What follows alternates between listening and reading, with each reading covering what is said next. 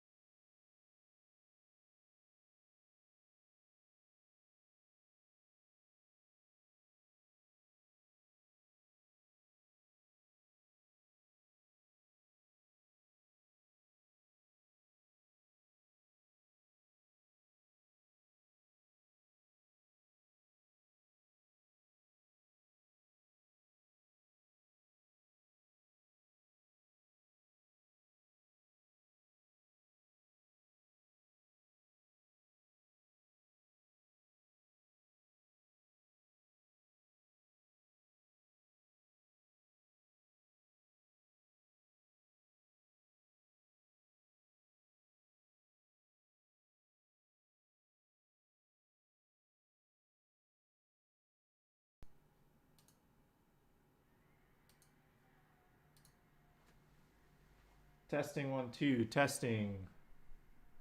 Is that working?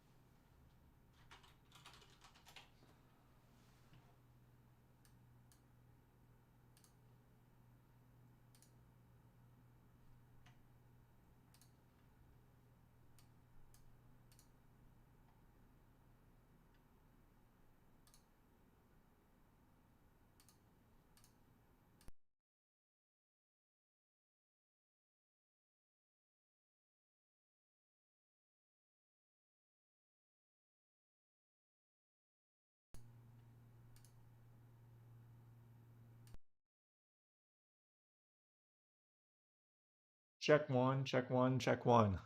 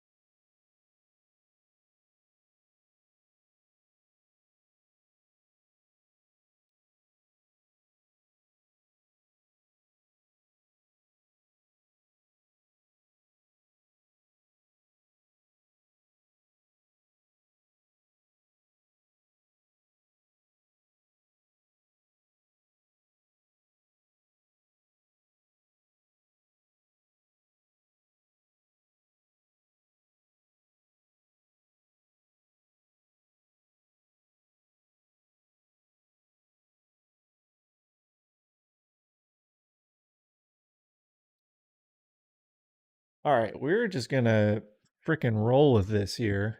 And I think I'm just gonna have to hold this. Can somebody just confirm you can hear me? That would be super helpful.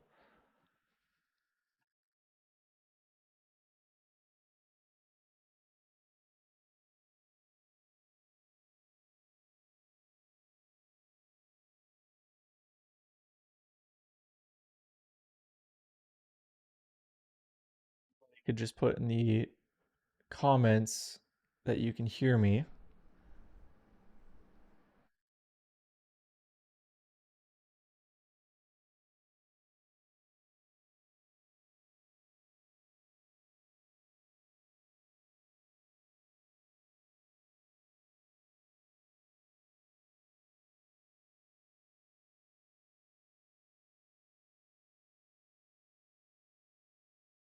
Check 1 2. Yes, we hear you. We can hear you. Okay, fantastic. The question is, will you continue to hear me or not? So, what I'm going to need is I'm going to be very reliant on you guys to pop in and tell me if I disappear. Things are on a knife's edge right now. Okay. Goodness gracious. This has been a massive, massive pain in the butt. And wow, I never thought it would be this difficult.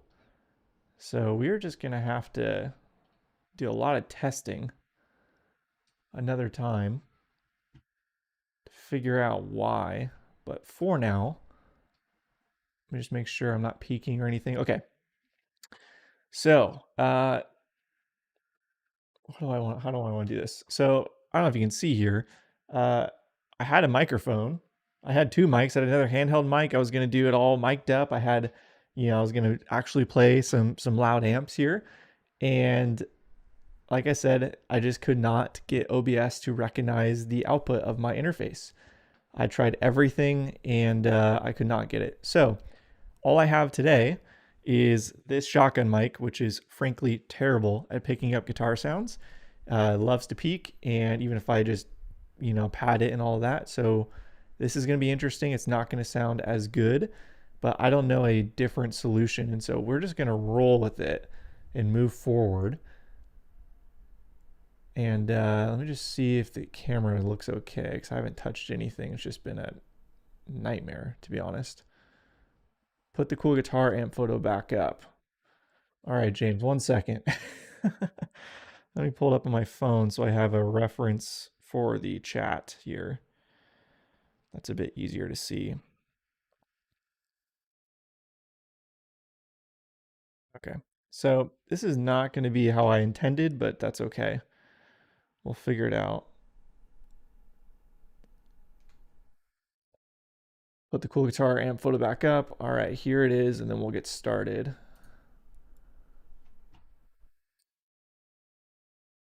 This was actually taken, let's see, where am I at? There we go. So this was actually taken at my old place. And, okay, you're only kidding. Well, we will talk about some of the differences here versus there, because this was taken about a year ago, actually. Let's go ahead and get back to live here. And let me just turn up the brightness a little bit on my camera. I hope this is not going to be really annoying to you guys, me holding this thing. I hope it doesn't sound weird, but like I said, I do not have a choice. It's USB. It's audio through USB. It's the only way I'm able to get this to work for some reason.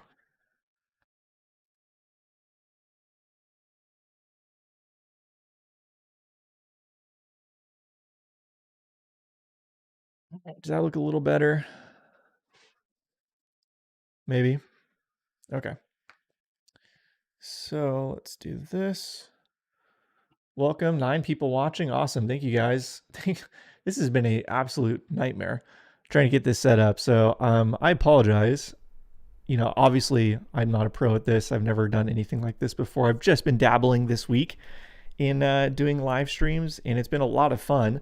But my goodness, to get one level up from basically your phone is so difficult, I'm finding.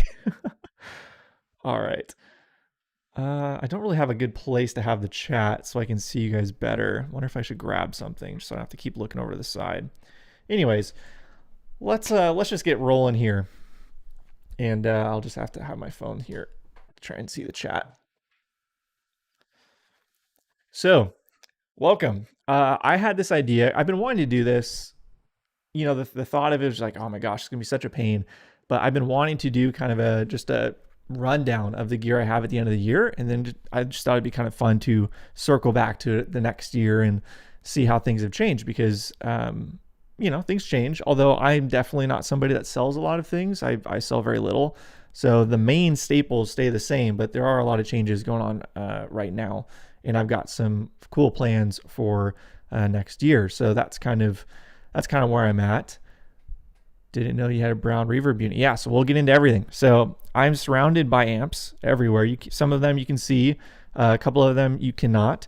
There have been a couple of recent changes that I'm not including because they're no longer my amps, as it were. But this is the collection. And then you can see I've got guitars on the wall behind me. I've got guitars on the wall over there. I've got 2 guitars over there. So we will dive into all of my guitars as well. And just to keep things fairly succinct, I think I'm just going to limit myself to like 2 minutes per item, maybe, because there's a lot of stuff to get through. And I don't really, the point of this isn't to be like some, like, look at me, I've got all this stuff. It's more just like, here's what I got, here's the stories behind it.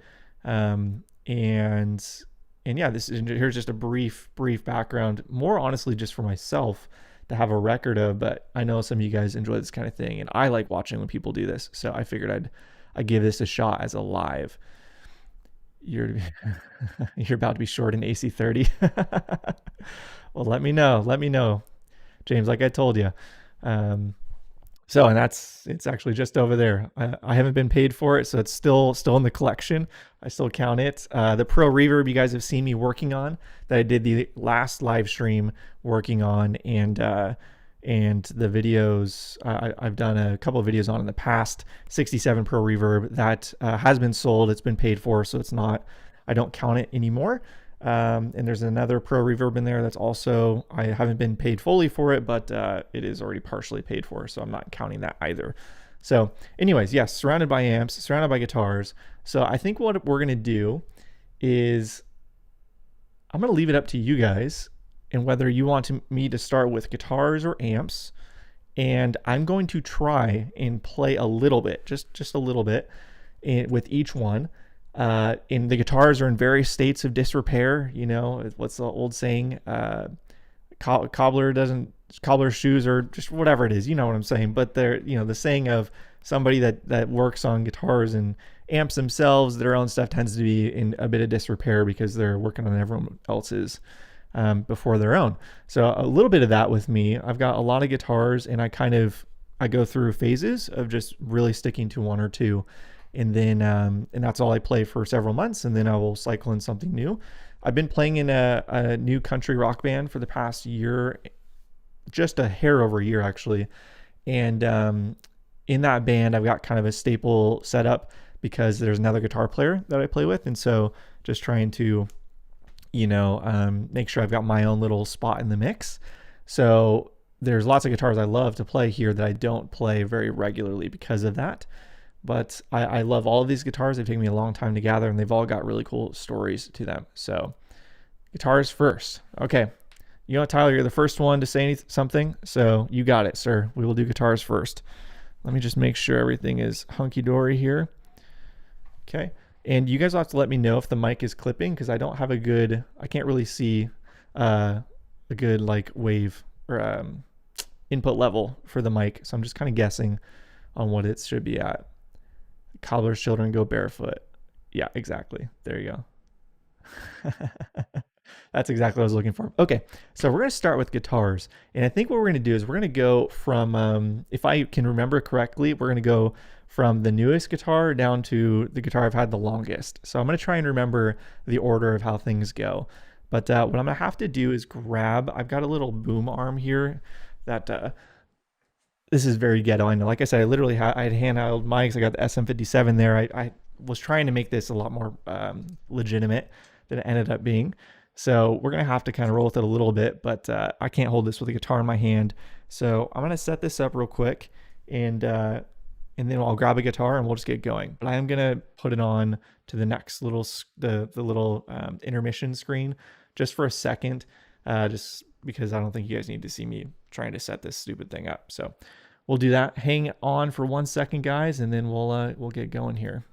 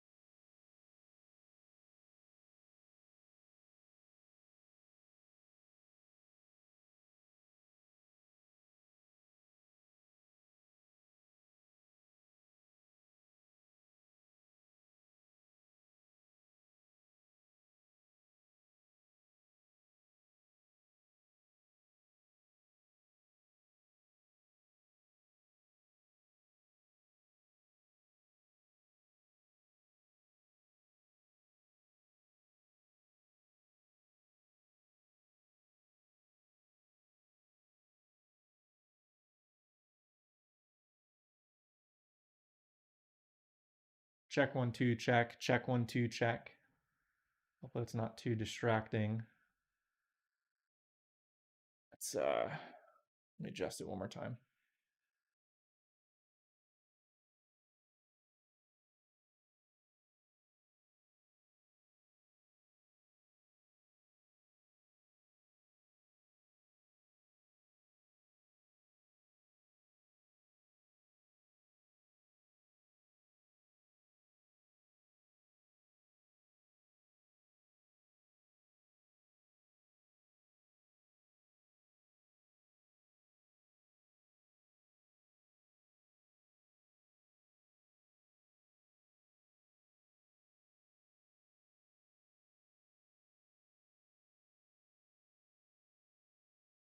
Right. You guys will have to let me know if the audio is okay.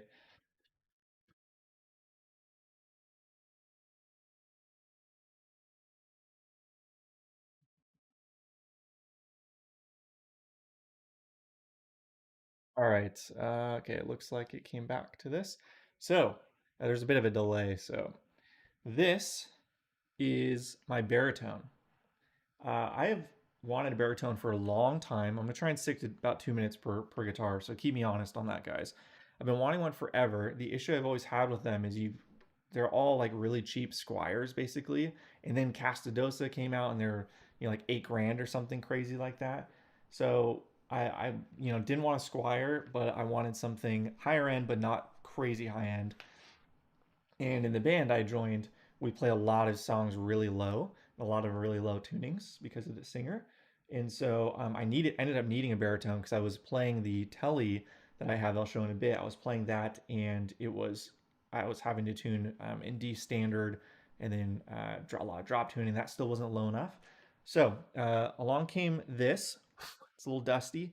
I was I saw Revolta. They came around, and I saw they had a baritone, and some people were playing them. They're very looked super cool. I always liked the look of them.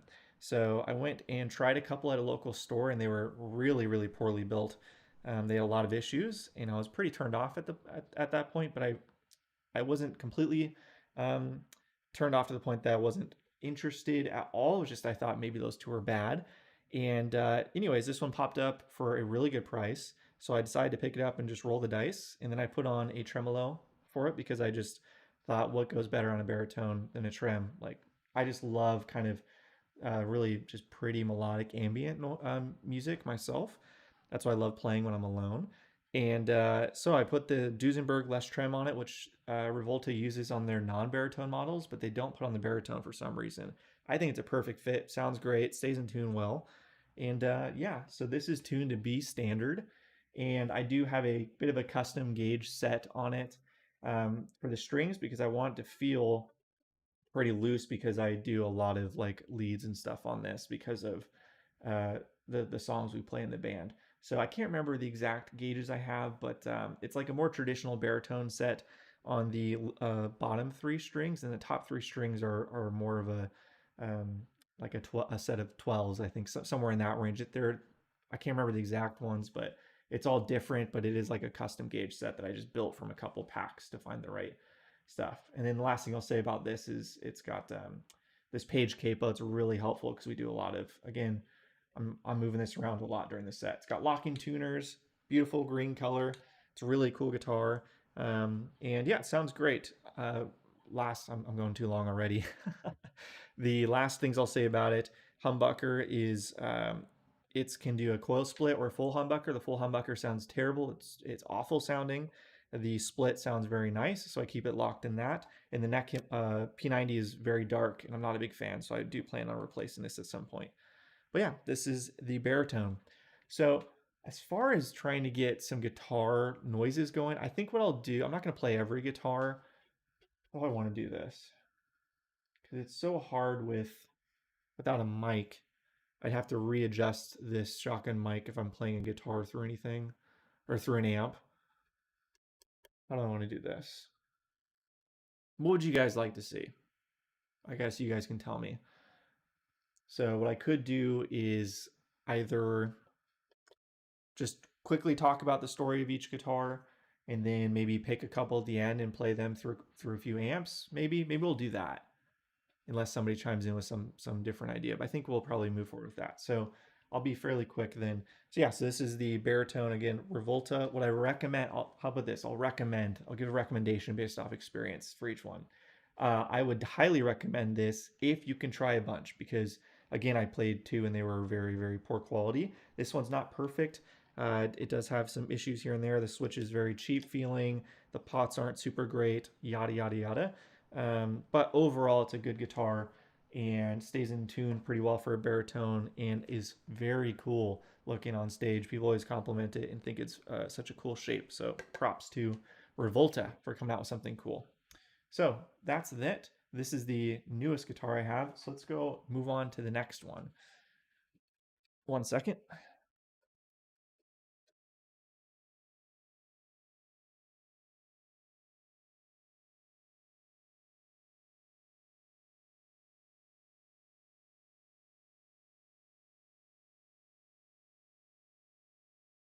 Yeah, I love the inlays too. People don't like it very much. I guess it's kind of polarizing, but I think it's just a stellar looking guitar. It's very unique. I like the color combo as well. Yeah, it's a very I love it, and it's so inspirational to play. Everyone that plays it is like, dang, that thing is so cool. It definitely could use a PAF style pickup, but right now I am enjoying the split because it's very single coil sounding, and it goes well with some of the songs we do. A bit more country and stuff. It's got a bit more twang to it, so I'm a fan of that sound. But the full humbucker, I don't know how hot it is. I haven't even measured it, but it is way too powerful, way too dark. It's not great. So we will move on to the next. So this is the next, pretty sure, yeah, this is the next newest guitar I purchased. This I purchased kind of right in the middle of COVID. This is a really cool story that I will be doing a video on at some point in 2024. But the long and short of it is this is a 2019 Les Paul Custom 54 reissue. So it's got the staple P90 or staple Alnico 5 in the neck, and then staple regular P90, excuse me, regular P90 in the bridge, but you'll notice it's not black. So these are traditionally all black beauties. This was custom orders made to measure in what do they call it? Antique white, something like that, classic white, something like that. But from Gibson, and it's got a really cool story. And it's quite long, so I'll give you the very quick version of it. I found this guitar on Reverb. I was blown away by it. It was brand new, listed by a dealer, and I saved it on Reverb as a if I ever get rich and I can order a made-to-measure guitar, I want to do that one. So I saved it off to the side so that just on the off chance I'd ever got rich, I could do a made-to-measure for this and build this exact guitar. I showed a friend it, and then a couple of friends it just random like, oh, dude, check this thing out, kind of thing. And then I don't know, how long, maybe 2 years or something later, the guitar popped back up on Reverb, and that friend I had shown it to showed me the listing on Reverb. I was like, dude, isn't this the guitar you talked about forever ago? And I was like, oh my gosh, it's back. And then we looked at it closer, and it was listed locally to me. So it was sold, I believe, on the East Coast. And then the guy that purchased it from the dealer lived here in Southern California. And I was like, unbelievable. What are the chances of that? I thought I'd never see this guitar again. There's none other that looks like this at the time. And so, anyways, yeah, I talked to the guy. We ended up meeting up in person and doing a deal in person, and it was just such an incredible story. And I honestly was just so blown away to see this guitar again. It is the most expensive guitar I've ever purchased. It cost me a ton of money, and in the very beginning, I was pretty afraid of it for that reason. And then I just realized it's a lifer. It's never going anywhere. So play it, and not, you don't need to care about uh, keeping it pristine for the next person, right? So I played it a ton. This became my main gigging guitar for a while, and it's got a ton of pick scratch marks here and marks here from doing that. It's showing its wear for sure, and I can't wait till it starts checking more. It's got a little bit of checking along the binding. It's got some dings and stuff. But yeah, this guitar, I can't wait for it to age over time. But it's just such a beautiful guitar and such a unique sounding guitar next to my other Les Paul with these pickups. It's a good weight too for a custom. No maple top on these, if you didn't know that. And yeah, it was I never thought I'd see it, and the fact that I own it is pretty crazy. Now, since purchasing this, a few other dealers have done similar white 54 spec customs, but one did like Super 400 inlays, another one did a Bigsby on it. So as far as I know, this is the only one in this exact spec that exists. And whenever somebody sees one, they always send me it because they're like, oh, don't you have one of these? So that's the story on this. Let's see what the comments say. Antique white, yeah, you're right. Alpine whites. I knew it started with A. So, anyways, yeah, absolutely stunning guitar. Now, what have I done to it? I've done a couple things to it actually. So it does have a different staple pickup in the neck. Now, for when I first got it, I was a little confused by the neck pickup because I was expecting it to be a lot brighter. It was pretty dark and yeah, just woolly sounding overall. So I put in a Seymour Duncan custom shop Alnico 5. They're the only people that make a replica that is kind of vintage correct with the adjustable pull pieces and all that. Like Lawler makes a version, but all the pull pieces are the same. You can adjust them, things like that. And in talking with James, Rewind Electric, he actually can mod these and make them even more vintage accurate. Whereas the Gibson ones are built a bit different, so he can't do that. So we talked about doing that forever ago, and James, maybe we need to circle back to that in 2024. But this is the Seymour Duncan pickup in it. And then I did put new frets on it. So this has stainless steel frets. After refretting my gold top, you'll see in a bit, I just fell in love with stainless steel on the Les Paul. And again, lifer. So I don't care about the nibs. They're so small on this guitar anyways. I want it to just play better. And so I got, I'm trying to think of what the size of the frets were. I didn't do like massive jumbos or anything. This is like basically R9 sized, but I went to the very end. And yeah, overall, love this guitar. It's very, very cool. So any questions about this one before we move on? Doesn't look like it. So let's, I'll go ahead and put this one on a guitar stand over here, and then I'll grab the next one.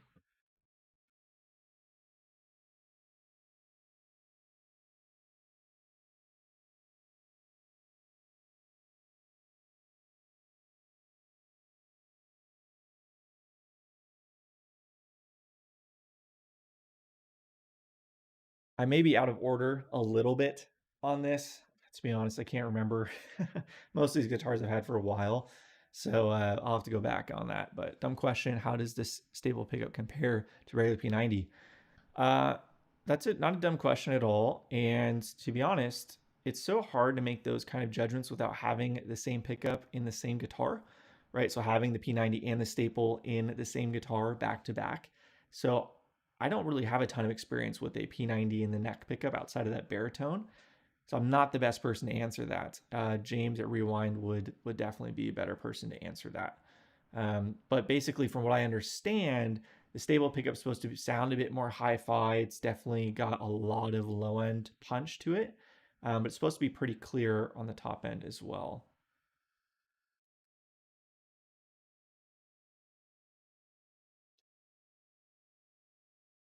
Nice. Wow, that's pretty cool. I didn't know that, James. Hey, Dad. So, okay, let's transition to this guitar.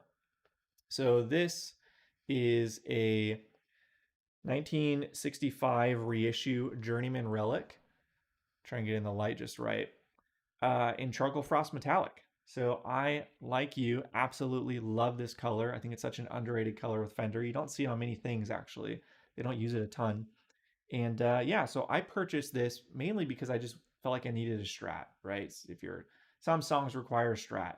Some tracking, if you're tracking stuff, sometimes you just need a Strat. So I figured, okay, well, let's get a Strat. But my main issue with Strats always is the super skinny neck. They always have a skinny neck. Every custom shop Strat I tried had the 60s oval C, right? They all use that same neck profile, it seems like. And I hate that profile personally. I just don't like it. It doesn't feel comfortable in the hand. It's very skinny. So the 65s have a thicker neck. I don't remember the dimensions on this off the top of my head, but it is pretty rounded, especially around here. It's nice and comfortable here, but it's not too thin. So that was the main reason why I bought this. I was purely looking for a 65 reissue, and Fender at the time was doing Journeyman Relics on them, which I never had before. And it's a very, pretty tasteful relic. It's got some checking and whatnot on it, but it's not too crazy with wear. It's got dings and stuff on it that are fine. I don't really care too much about that. But and then obviously the most spectacular part of this guitar is that Spitfire Tort, which if I get in the light just right, is just beautiful. Now I did a video on this guitar, installing the Spitfire Tort as well as swapping the pickups on it. So it if you want to check that out, go on my YouTube channel and you should be able to find it pretty quickly. I compared, this has got Ron Ellis pickups in it, and I compared those to Seymour Duncan pickups that were in it when I got it. Other notable things about the guitar, it's got a pretty nice neck on it. You probably won't be able to see, but it's got a good amount of flame. And trying to think what else with this thing. I guess one little noteworthy thing about this guitar is I purchased it from a guy. It was listed on Reverb, and we ended up doing a deal. together. And then I ended up becoming friends with that guy. He moved here to California. I think when I bought it, he was living in Arizona at the time, and he moved to California, to Southern California, pretty close to where I'm at. And he's like, "Hey, you want to just get together sometime?" I was like, "Sure, I guess." So yeah, we got together, and now he's a good friend. Shout out to you, Mike. And he's got a crazy, crazy cool collection. And someday I'd like to dive into that a little bit with him. He's got his own YouTube channel, El Dorado Guitars, I believe is what it's called. But yeah, so I bought this from him, and it's a great Strat. I never play it because I just don't like Strats that much. And personally, if I play a Strat, I have to play a Strat for like a week straight to not start rolling back the volume when I'm playing and stuff like that. So the ergonomics to me are just not the best. But there's nothing that does that 2 and 4 sound, so you got to have a Strat. So that's why I got it, but it hasn't been played in a long time and definitely can use some love. Now, I would like to do another pickup comparison in this. And James, rewind if you're still on here, we talked about it. So not to put you on the spot, but I definitely still want to do that. You know, I purchased a set of rewind pickups, and I want to compare those to the Ron Ellis pickups in here because I'm not totally in love with this set. And there's a couple things I don't love about them. So still hunting for the right set in this guitar. But anyways, that's the Strat. This was a 2018, something like 2019, somewhere in that range. See the comments. You need a V-neck. I have a V-neck on a different guitar. We'll get to that one in a sec. It's on the Telly. Finish table will be brighter, cleaner.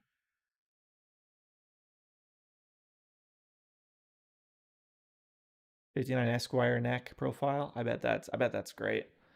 I have a friend that has an Esquire, and it's so cool with that neck profile. I'm pretty sure. Seem rather affordable compared to other custom shop Strats. I might get one someday. And you know what's interesting, Jim, is that the Journeyman Relic is, there's like so many variations of it. So this has a gloss neck. It's not sanded, whereas a lot of Journeyman Relics do have a sanded neck.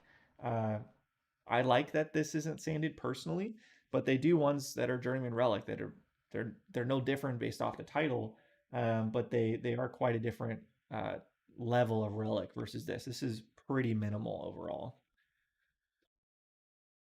Can't quite see the chat that far away.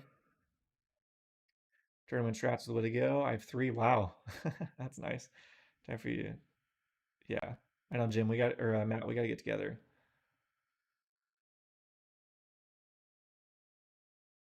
Yeah, unfortunately, when I bought this guitar, Matt, it didn't have the custom shop pickups in it.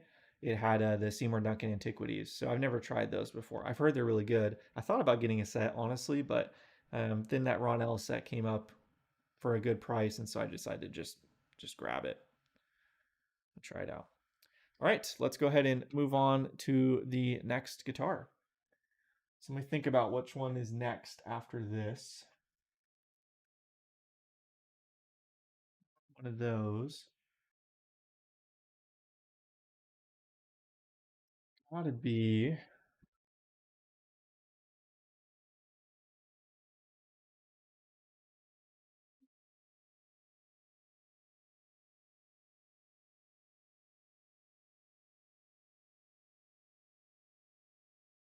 I can't remember exactly. I think it might be this one. There's 3 that are very close to each other that I can't remember exactly, so it is what it is. Very nice, Matt. That sounds rad. So this is a Telecaster, but this one is kind of unique. Now I did do a full video on this guitar on the channel when I first got it. So I guess there's a good, somebody can fact check me real quick.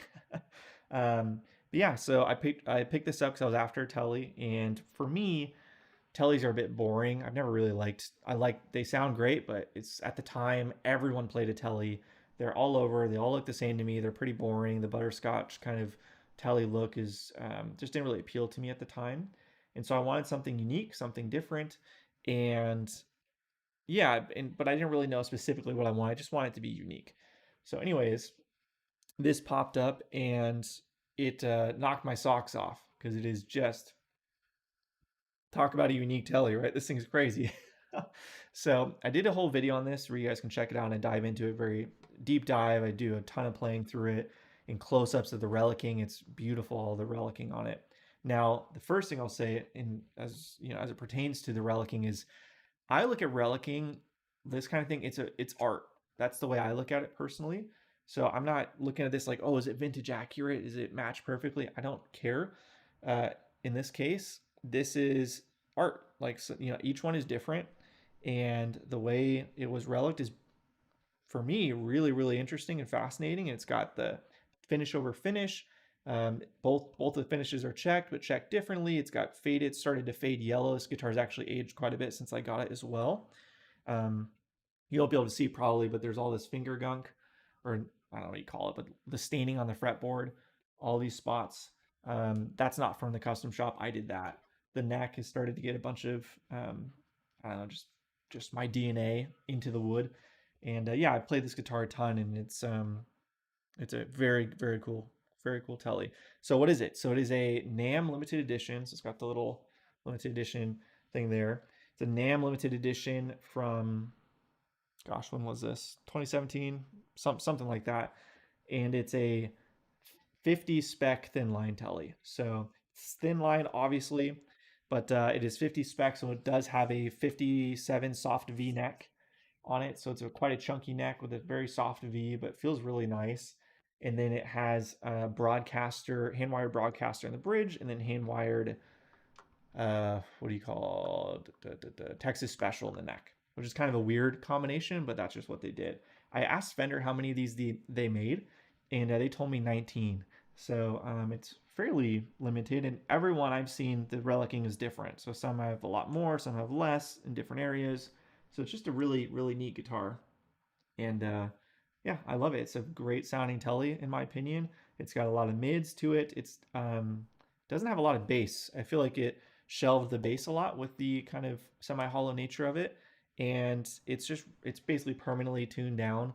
And yeah, it's just a really really solid telly. Let's see what you guys have to say. Playing cool, yeah, nice. So yeah, that's the telly. Very very cool guitar.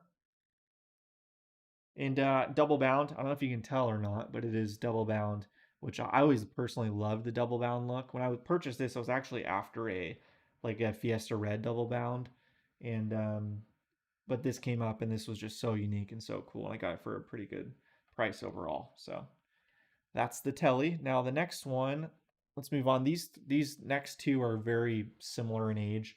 I can't remember exactly, so I think we'll go to the one behind me first.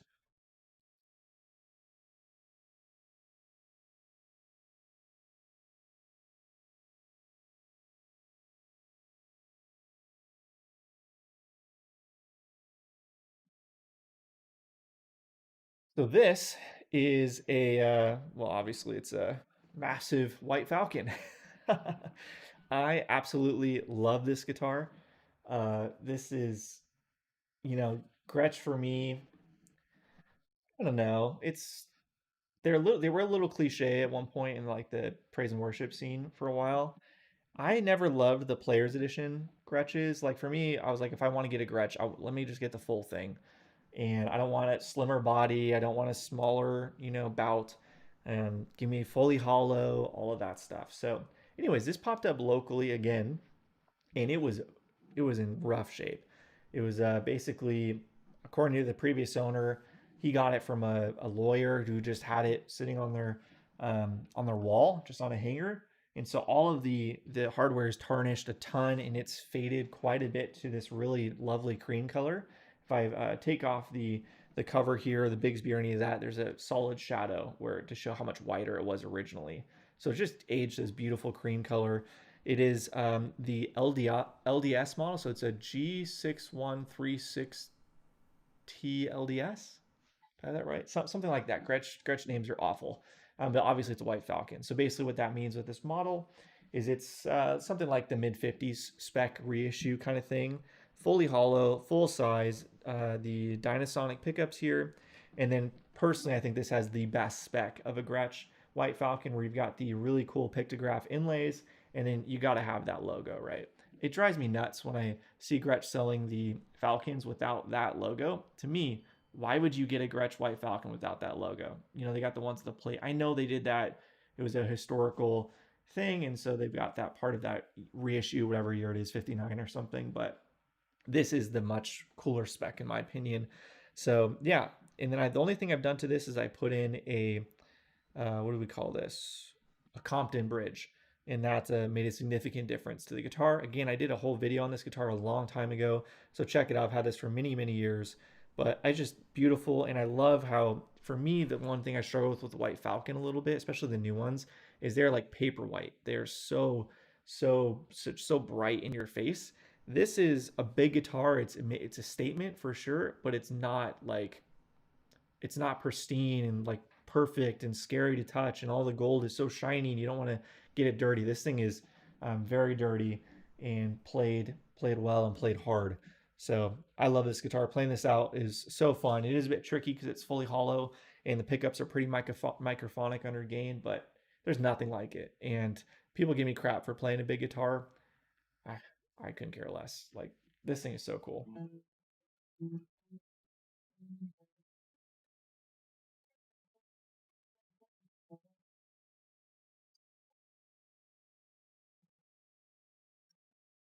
Sounds great. It's perfect for just playing at home and just kind of doing whatever. Obviously very resonant and loud guitar.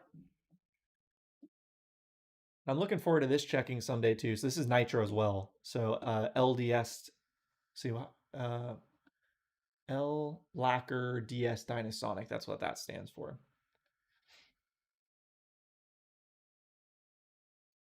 And yeah, that's the Gretsch White Falcon. Love it. Now I have been after its twin since I purchased this. My wife is like, I showed her um, the black and orange Falcons, and or black and gold Falcons with the binding, and she was like, "Oh, you got to get one of those." So since I've owned this, I've had an eye out for a basically the twin of this, but with um, the TV Jones pickups, the regular Filtertron pickups, but in the full normal or the same spec, I should say. So basically Filtertrons, but without the, to make, let me restate this. So I'm looking for a black one that has the gold binding, has Filtertrons, has the pictograph inlays, and has the headstock like that in the full body. So that's what I'm after. They made it for a very short run in 2006, I believe. Just a kind of standard little variation they did. I've seen just a couple online. I've had a save search on Reverb for years. I've never seen one pop up on Reverb. So if you guys know of anyone that has one, let me know, because I would really like to get the yin and yang for this. So that they've got the mud switch on those typically. But yeah, for me, it's a deal breaker. It's got to have the pictograph inlays, the full logo, black with the gold binding, and full black with the Filtertron pickups. So if you guys see one of those, they exist, but they're very rare, and I don't understand why they don't make more of those, because that's such a cool spec. But anyways, that's the Falcon. My wife, yeah, she's awesome. She's a big supporter of all this craziness.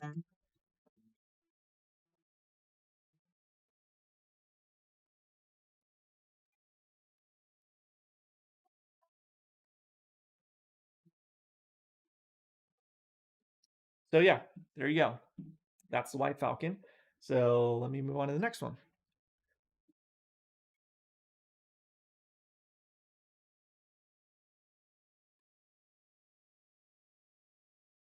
So the next one, I believe, will be the guitar over here.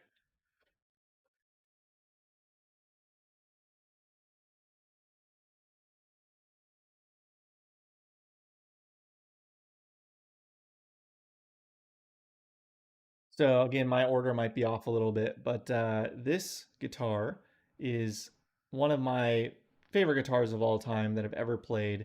It's just such a good guitar, and it is a Danocaster. So I have been meaning to do a video on this guitar forever, and I just haven't, but I need to, and I will in 2024. I need to, because it's worth doing a video on. I purchased this guitar actually off of a guy on Instagram. So I was after a Jazzmaster for a really long time, and but I wanted the right one. And I was looking at the time Fender did the thin skin kind of reissues, And I was looking at those. I was like, oh, I don't know. And I saw, everyone's like, oh, you got to swap the hardware and you got to do this and that to make them usable. And then they have a really skinny neck. And I was like, well, I'm out. I don't want a skinny neck Fender. As you can tell by my other guitars, I'm not really into that on a Fender. So, anyways, I was looking around. Danacaster he was still going. This was a while back, so he was still selling guitars, custom guitars, made to order guitars at the time. And yeah, this popped up. It actually was on Reverb, and I found the guy on Instagram and messaged him. So I went around Reverb, found the guy on Instagram, and messaged him, and we ended up doing a deal off of Reverb with this thing. And it came to me basically exactly as you see it. It's got the Mastery hardware on it. It's got the Spitfire Torque Guard, which is stunning, and it is this kind of crazy salmon faded Fiesta Red look here, and with the matching headstock. At first, I was like, I don't love the color, but it was a good price, and Danacasters went really quick even back then. So I was like, I gotta jump at it, so we'll just try it. And I fell in love with the guitar. My wife hates this guitar. She thinks it is the ugliest thing in the world. The color does not show up well on camera. Cameras always make red look weird, so they always oversaturate red. It's much less, like, it looks pretty orange to me in the video I'm looking at right now. It's much more of a kind of a light salmon color, if you will. But yeah, the Spitfire Tour is beautiful on it, and the aging is just so good on the plastics from Danocaster. He's really the best in my opinion with that. I've done a lot of wear to have put a lot of marks and stuff on the covers here, and it's got a crazy neck to it. Again, I don't know if you'll be able to see this, but the neck is really, really flamed out and beautiful, and it's played in. And his necks are, in my opinion, just the best necks period that I've ever played. Extremely rolled, very comfortable. This has a pretty large neck. This is his point 0.8, I think it's a 0.87 at the first, something like that. So nice, solid size neck for a Jazzmaster. It stays in tune amazing. It's just, I just love this guitar. This guitar will never be sold by me. And yeah, it's set up with nines too, which is pretty unique for Jazzmaster, and it plays great with them. Have no issue. And yeah, I just adore it. Now I have done a couple little things to it. I did put a 1 meg pot here in the volume, if I remember correctly. I can't remember. I think it was just the volume I did to get basically so I could have the full range of tone here versus having the really muffled rhythm circuit. And then I also wired it so that in the rhythm circuit, it's not automatically to the neck and you can't switch it. It follows the pickup selector. So that makes it a lot more usable for me. So I kind of treat it like a preset, basically. Yeah, that's about it. It is a fantastic guitar. It needs a refret probably fairly soon because I've been playing it for so long, but it just feels so perfect. I'm afraid of doing anything to it. Just so nice. I love to this. I don't know if that'll pick up on the camera or not, but uh, I love that it does that. People, it drives some people nuts, but I love when I'm playing, I hear that. See if I can get it to hear it. That resonance is just so cool to me and really just makes it more interesting. But yeah, one of the best playing guitars, sounding guitars. Every person that plays this guitar is like, oh, I want that. I've never had somebody pick it up and not be like, this is unbelievable. In fact, just recently at a gear hang, a buddy picked it up and he was like, wow, that it basically opened his eyes to Jazzmasters and Danocasters specifically because it's just such a superb guitar. And yeah, beautiful, beautiful. Love this thing. The pickups in it are Peter Leonard Pickup Wizard pickups, which are no longer made. These were kind of the higher end option he offered way back when. I don't know what he uses now. And then, of course, after I purchased this, not too long after, Danocaster shut down, and he did the whole on off thing, no longer taking custom orders, the whole raffle on Instagram, and all that nonsense. And they became kind of unobtainium for me. The price I paid for this was, I think I paid out the door $2,200, and nowadays this is probably a $4,000+ guitar, and I would never sell it for that. This is worth much more than that to me, but I couldn't get another one just because they're so expensive. So that's the Jazzmaster. Thanks, Jim. Yeah, it's a really cool guitar. Big fan of that. Very resonant guitar too, and just feels so good. Personally, for me too, the Jazzmaster is the most comfortable guitar to play. The body shape is very ergonomic. All the carves and everything, it's just really, really nice. Now, I will say real quick, hot take, which is going to be part of my video for this guitar. I do not think his relicking on the paint is all that good. The checking looks pretty poor in my opinion. It's I don't know if he does better now, but people always rave about his relicking, and I was not impressed with it on the body itself, but the hardware and the neck was pretty good. But the guitar is so good, I don't care either way. So, all right, we've had this for a very long time. Let's see what else we got. Um, yeah, okay, let me grab it.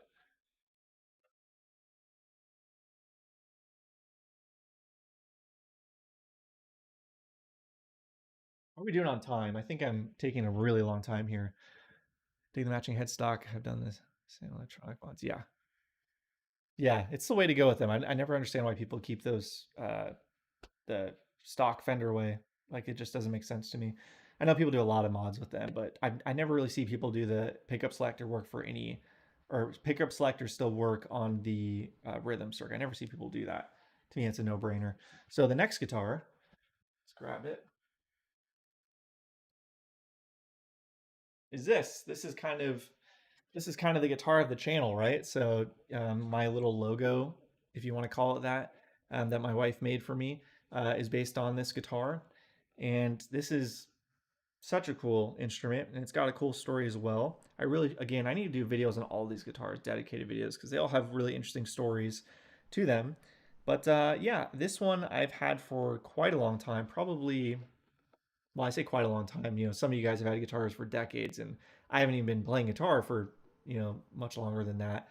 So I would say I've had this for at least 6, 7 years, somewhere in that range. It is a 20. No, it couldn't be. Yeah, no. So it's a yeah, okay. So it's like 2016 or 2017 64 reissue ES345, and he put a mint guard on it though. Well, if who is this? Is this, I don't know if this is Daniel I know or a different Daniel, but it did actually come with one. It came with a Spitfire mint guard, and to me it looked really goofy, and I sold that mint guard.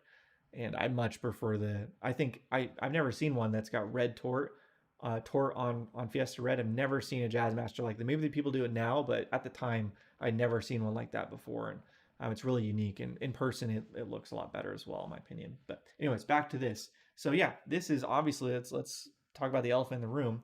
What color is it? Well, it's frost blue. And frost blue was a color that Gibson did in the 60s, never on an ES345 to my knowledge, but they did do them on Firebirds, for example. So there are some Firebirds in frost blue. It's a pretty rare color, and it's kind of like a sky blue kind of thing. It's very, very pretty. Now, Gibson did a limited run of these, and then in this color, and then another, the same guitar, but in a seafoam kind of green color. They actually look very similar in photos. You can hardly tell which is which unless you have them side by side. And yeah, so I had the opportunity to buy either of those, and I picked this one. And this guitar, I was after an ES, and I didn't think I would ever be able to afford one because they're so expensive. And I ended up getting a really, really good deal on it. Bought it brand new, and this is the only guitar I've purchased brand new. Yeah, this is the only guitar I've purchased brand new, actually, and it's stunning. So some things I've done to it. I've done quite a lot to this actually. So it does have a changed tailpiece, tailpiece screws here, as well as the ABR. They're Callahan. I don't think the tailpiece is Callahan anymore. It was Callahan at one point. I can't remember what's on it now, but the studs are Callahan, and then the ABR is Callahan. I don't think they make ABRs anymore, but it's a basically it's they're made out of a solid billet of steel, so it's a very different construction than a more typical ABR. Some people like them, some people don't. They're very clear, very loud, very resonant, a lot of sustain to them. They can be a little pingy, but anyways, it sounds good in this guitar. And the other thing I did to it is wiring. So if you guys saw it, I did a pickup comparison video where I compared like 7 PAFs or something, and I used this guitar. And how I did that is I had it rewired to 50 spec mono. So these guitars from the factory, from Gibson, for some unknown reason, they came with modern style wiring in a 64 reissue with stereo, modern setup with the pots, stereo wiring that was summed to mono at the jack. And what that resulted in is a really like muffled kind of tone. And this just had no, it just did not sound good when I got it, honestly. I mean, the guitar is fine and nice and loud, but the tone plugged in was just really dark, and I thought it was actually defective when I got it. It was so dark, and just didn't have a lot of top end to it. So, anyways, yeah, I had it rewired to 50 style and then mono all the way. So it's got a stereo baritone in it, and you can obviously wire half of it for mono there. And then I had two extension leads for the pickups. So there's two wires that go from here to the pickup cavity, so then you can solder on the pickups there versus having to take the whole harness out. And that's how I was able to swap the pickups for that pickup comparison video I did.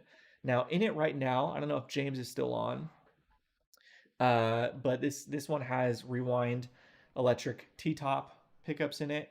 Now these were, if I remember correctly, James, correct me if I'm wrong, these were like a custom set that somebody had ordered, and I purchased them used, thinking they were a PAF set, and they turned out not to be, which I was a bit disappointed by. But I had these in the guitar. I did the pickup comparison video, and then I put them back in when I did a video that nobody watched, but I think is a really fascinating video. Highly recommend you guys check it out, where I compared this to two vintage ES345s. I have a friend that had a 64 and a 65, and we did side by sides with all three of them, looked at the physical differences, the sound differences, everything. And yeah, I put a lot of love into that video. I was surprised how few people watched that. But yeah, I put in different pickups in it to try and get closer to those guitars, and this set got me the closest to that particular Sunburst 64 that was in the video. Let's see, anything else of note with it? It's got a pretty light fretboard, so it could definitely use some darkening like I did on the gold top in a recent video where I stained it. I think I'm gonna try a different method on this guitar though. But yeah, it's just beautiful. It's a showstopper. People always, come up to me whenever I play it and ask what it is, and the color and everything. It's really really beautiful. Oh, there's one other mod I did too. I forgot. I wired the Veritone because I wasn't sure if it was sucking tone or not. So I wired it to a push-pull pot.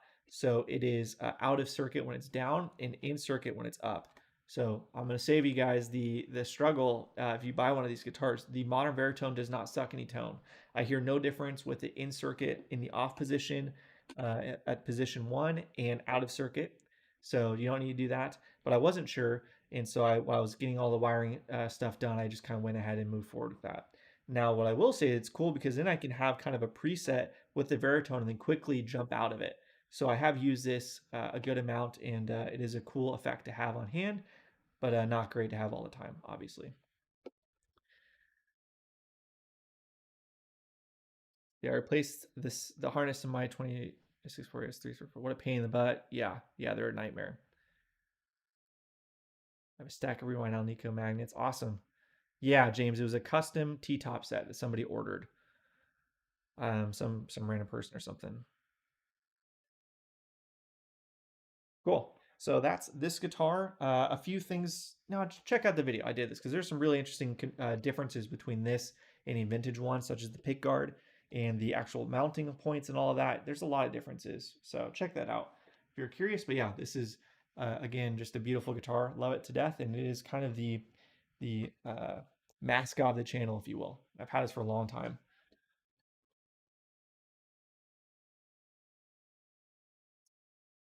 So I realized I actually did this out of order because I've got two guitars that are hidden behind a door there, and I blew by them. So there's one guitar we completely skipped that is newer than that one. So let me grab it real quick.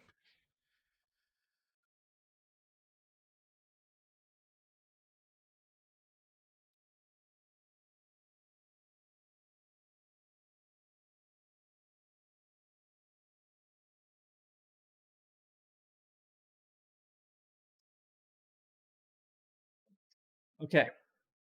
So I completely forgot about this because it was, like I said, hidden behind a door. But this is a gold top. I just love and adore this guitar. So again, I'll try and be pretty brief with it. I've done a lot of videos with this guitar on the channel, but not one kind of fully diving into what it is. So I really should do that. Now, really quick, it is a 2018 57 reissue, but it is a made-to-measure guitar. And so the two differences with how it was ordered is it has a 58 true historic neck, so it doesn't have the 57 neck profile. It's got the 58, which is very comfortable to me. I really like the neck profile on this guitar. And then it was ordered lightweight. So it's also got the true historic hardware and all, or the plastic and all that stuff, which was I can't remember when they made that part of the regular, but at one point it was an upcharge. It might have been when this was ordered. But yeah, and lightweight, like I said, which was an upcharge. And the guitar weighs, I think, without the fancy medallion, with just the regular plastic one I've got on here, I'm pretty sure it weighed 7 pounds, 13 ounces, something along those lines. I've actually got the photo from Gibson's factory where they weighed it and put on a piece of paper the weight of it and put it in it and took a photo of it at the factory. I think with the medallion in it was 7 pounds 14 or 15 or something like that. Either way, it's very lightweight, not chambered. It is fully solid, just extremely lightweight. And as a result, I think of that, it is a very bright, airy guitar. This guitar has got a lot of snap to it, a lot of top end. It's a very loud, resonant guitar. This guitar really honestly blows away 90% of the Les Pauls I played up against. I've done the Pepsi challenge with this guitar and a number of other Les Pauls, tons and tons of custom shops, reissues, as well as some really high-end replicas. And this guitar has I've only walked away one time thinking this guitar was just slightly less than another Les Paul. And that was a $10,000 replica Les Paul with all old wood, old hardware, original ABR bridge, vintage bridge, all the works. And this, I felt like that was just a hair better. And other than that, every other one I play next to it just hasn't really stood out. It is very loud. It tends to be whenever I play it next to another Les Paul, it is significantly louder for some reason. The pickups are fairly low output. These are Doyle coils. Again, I did a whole video on these. Still have them in here uncovered. They sound great. And yeah, this guitar is just this has become my main gigging guitar since joining the band. Things I've done to it. So obviously the pickups, I put in locking tailpiece studs here. It's got the original bridge and ABR, which have aged quite a bit. And this guitar actually has aged a ton on its own. The plastic is pretty beat up. It's really cool. You can see, you won't be able to see it on the video, but in between, kind of under the strings on the plastic pickup rings here, there's little dents or divots from the string hitting it for me playing it. So I've definitely put my mark on the guitar. And I had it refret. So this has stainless steel frets in it. And this was, again, I did a video testing nickel, silver versus stainless steel in this guitar. I did it side by side, 1 day gap between the refret to see if there was really a difference or not. And this originally had really skinny frets, the 58 reissue and earlier frets that they instituted around 2018 that are really skinny and tall. And I didn't like them at all. So these are just kind of more standard R9 sized stainless steel frets. And this guitar plays like absolute butter. It is so smooth. It's like, it almost feels like cheating when I play this next to any other guitar because it's just so much smoother playing. Stays in tune great. Beautiful guitar. Now this was an aged guitar from the factory. This was before Murphy Lab. So this was hand checked with the razor blade, which is absolutely insane to me. And again, I look at it as art. So some people are like, oh, it's not as vintage accurate, whatever, yada, yada. I don't care. It is insane that somebody took the time to draw all of these little lines and these little connecting pieces with the razor blade. That takes so much skill. And I talked about this in the video I did comparing this to a Murphy Lab. This is like the amount of skill you have to do this. And if you mess up, you're done, right? It has to be refinished and you got to start over. So the entire guitar is checked. The back of it, all of it has the same kind of checking where they do these lines, these little loops on them and stuff. It is crazy. It is absolutely insane. So I really value that. And I look at the Murphy Lab and some of them look great, some of them don't. They have finish issues, some don't, yada, yada. But to me, I look at the Murphy Lab almost like Gibson couldn't mass produce these aged ones where they took a razor blade. They couldn't do it. It was too much labor to do it. So I think the Murphy Lab was, them going, hey, how do we do more aged guitars, but like actually make it economical? Well, let's throw them in the freezer, right? And get that whole method. which has its benefits. But I think the value of these, just so much time goes into them. So I really appreciate that. So that's my gold top.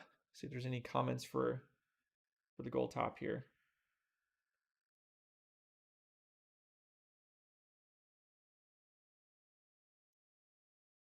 Holy crap, I thought my 8.5 pound right now. Yeah, I know. This guitar is insanely light. It is. Everyone that picks up's like, it can't believe it. Everyone always like, is that chambered? What? No, it's not chambered. I've got the build order sheet for it and all of that.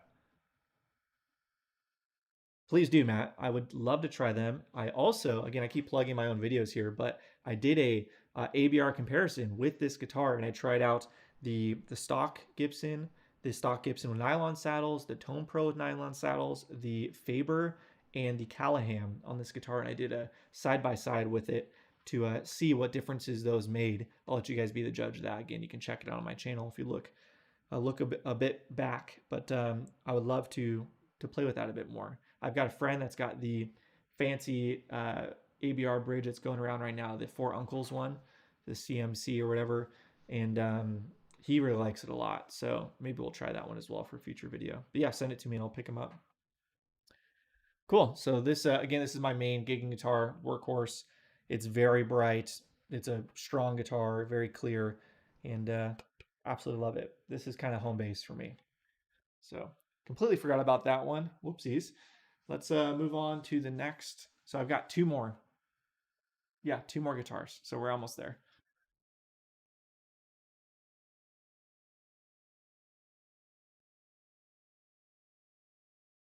Again, I'm kind of forgetting the order on which these came in. I'm pretty sure. Yeah, okay, I got it. I know which one.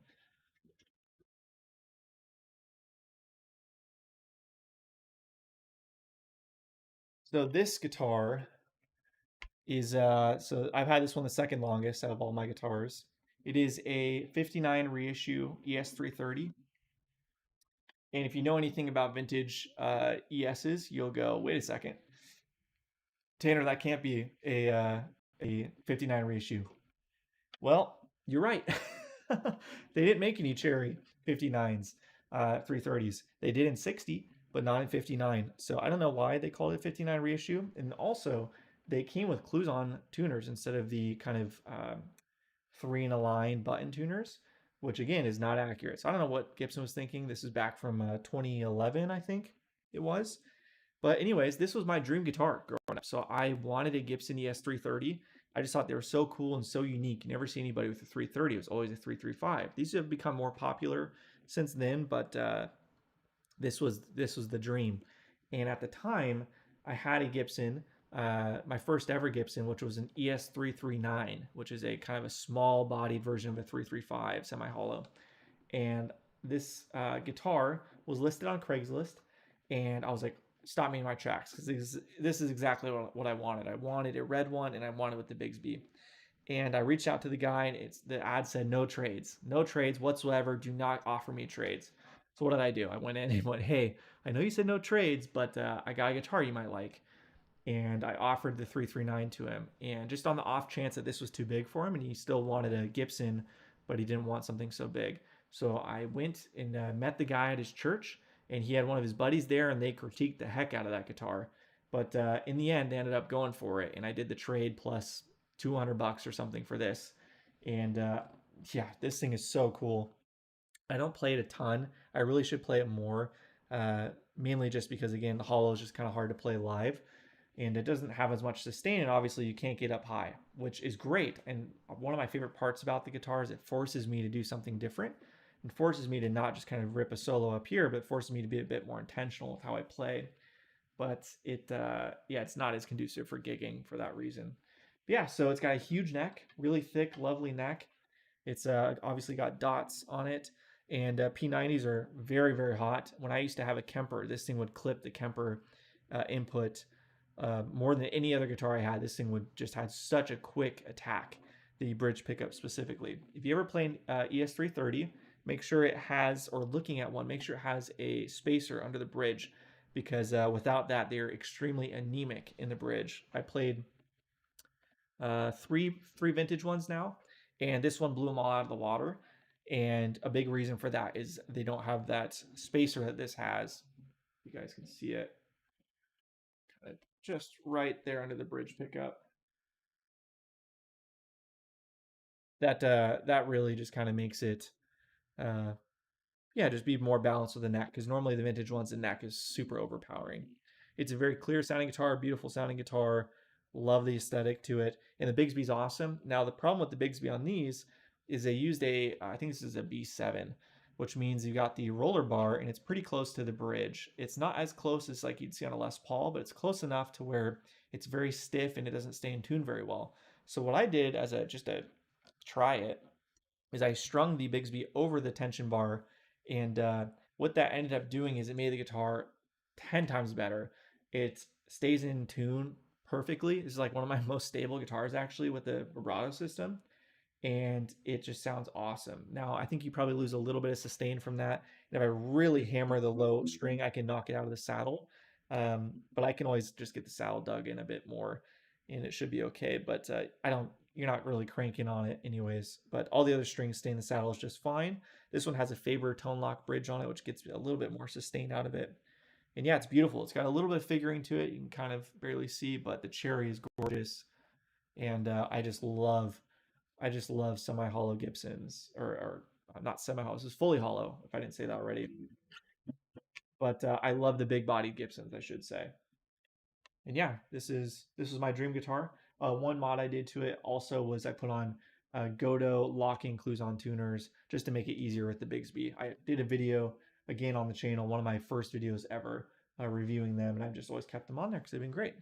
So this is the 330. It's just I can't even tell you the last time I tuned this guitar or played it. It's been a long time and it's still perfectly.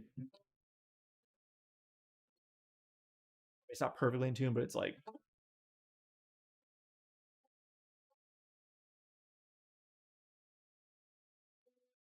Anyways, 330. I love this. If you guys got any questions or anything about this so far? Yep, exactly. Yeah. Yep. That's exactly right, James. Which it looks awful in my opinion. Just get a spacer. They're available. So there's a 330. Again, 59 reissue from around 2011.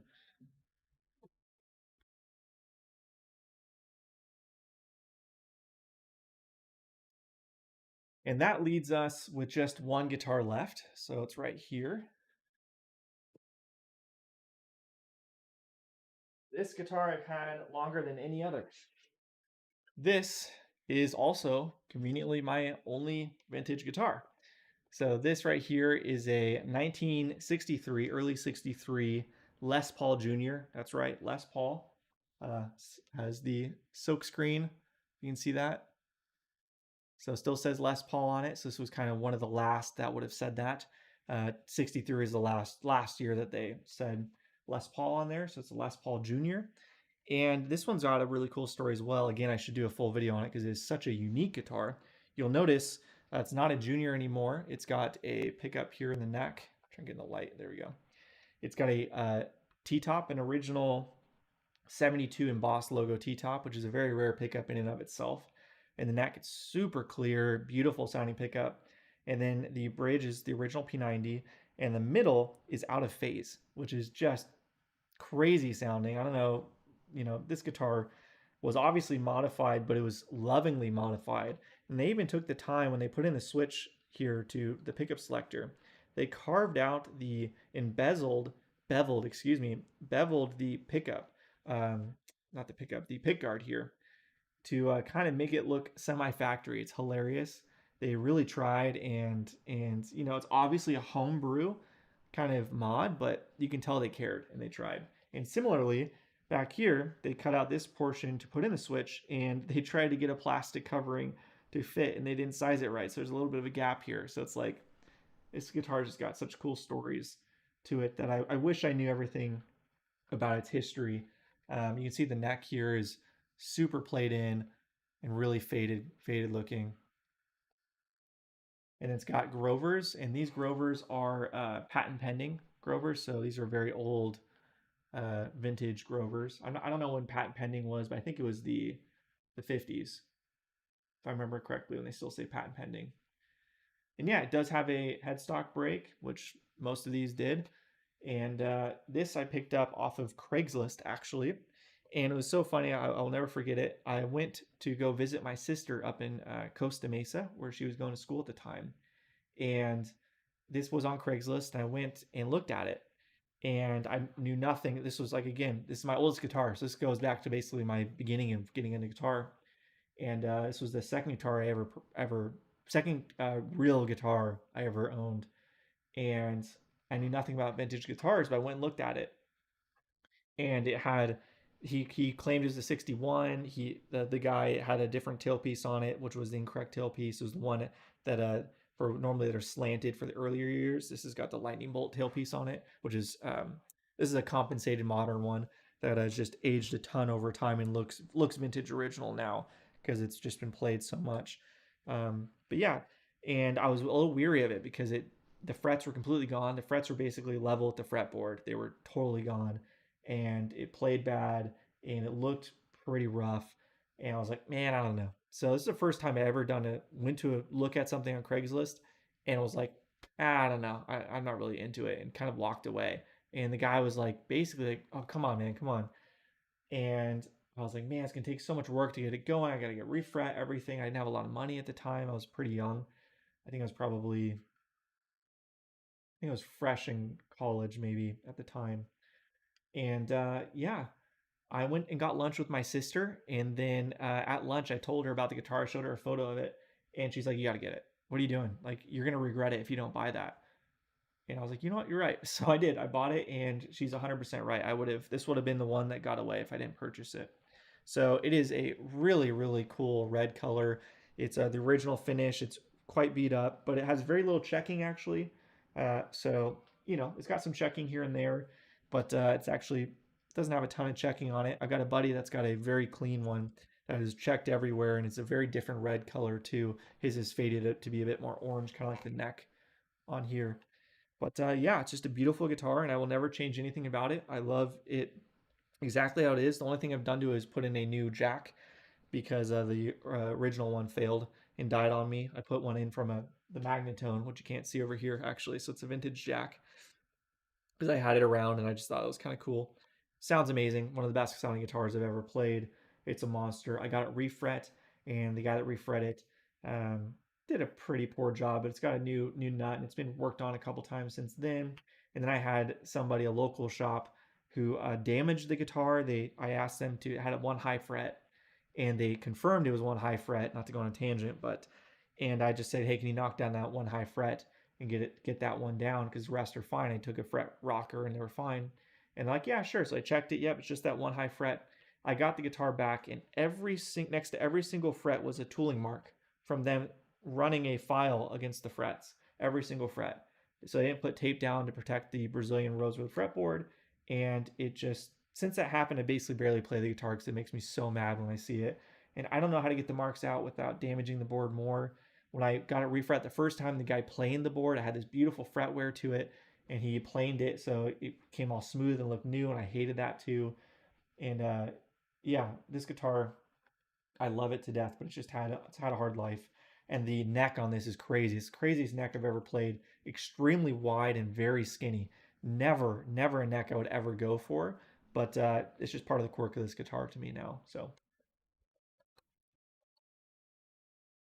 high action, you can't lower it anymore. It's it's just kind of one of those guitars. It's just not meant to be. It's not a perfect modern Sir or something, but it's just got a ton of vibe to it. So this is again a '63 Les Paul Jr. And I don't play it out because it's too fragile. Honestly, it doesn't really stay in tune because the neck is so thin that if you move it around a little bit, go out of tune. But it's just such a cool guitar. So that's my guitar collection. How long have we been doing this for?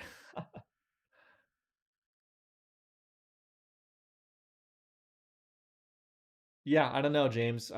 You're right. It's a weird decision.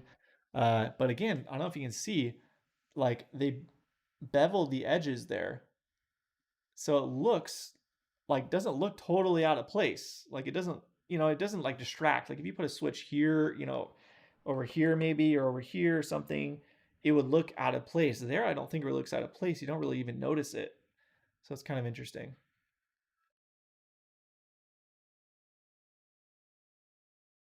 Yeah, it's so annoying. I was so upset. I couldn't find there's again, this is why I got into amp tech and guitar tech stuff. And I don't do frets because frets I don't have the tools for it, but everything else I do wiring and all of that, setups and everything because I've been burned by people. The blue guitar, when I had the wiring work done to it, the guy damaged the finish on the guitar. I think dropped some solder on it or something and it burned through the finish on the guitar on the top under the strings. And he again, it's same thing here with shout out to James Hood guitar down here in Southern California. That guy, stay away from him. Just run away from him. Never go to him.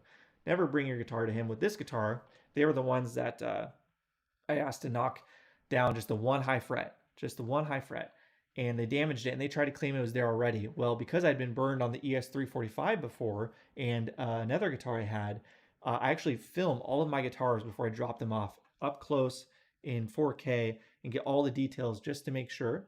And so I had the video to prove no, it was not like that before I dropped it off.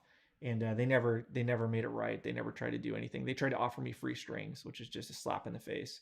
So definitely highly recommend avoiding James Hood if you're in Southern California. I got dozens of friends with similar stories. And then with the original fret on this guitar, again, I couldn't find a good tech and locally to do it, and so it just kind of is what it was. It was a guy in his garage basically. But yeah, that's this guitar.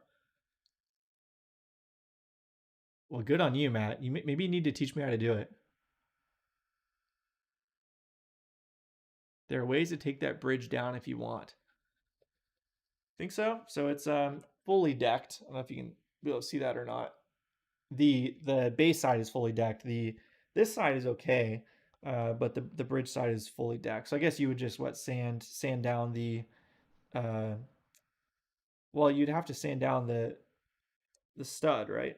The tailpiece stud. I'm not sure. You'll have to tell me.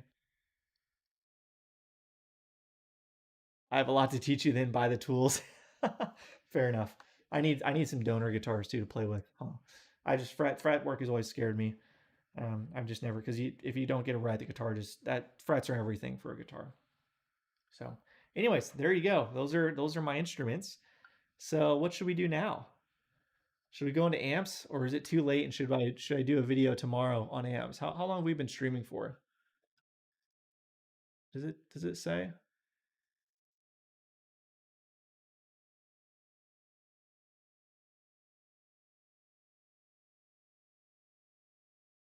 Does it say how long have I been streaming for? I can't see it. Faber studs? Are those the tone lock ones or something like I have on the other guitar? You custom studs without a lower shelf. And you can also get the bridge with thinner ears. You can bring it down at least a quarter inch. The tone lock studs. Okay. Yeah, the bridge. I don't. Yeah, the I don't want to change the bridge because it's aged and it looks original now. I played it so much and I have pretty corrosive hands, and so it looks really sharp and looks great. But I wouldn't mind getting it a bit lower for sure. A lot of us are staying up anyways. Hour 54, 2 hours of one of actual video. Oh shit. Okay. Fair enough. So all the guitar work about an hour, you said? Okay. Well, I did have a lot of guitars to get through, so let's see how many that was.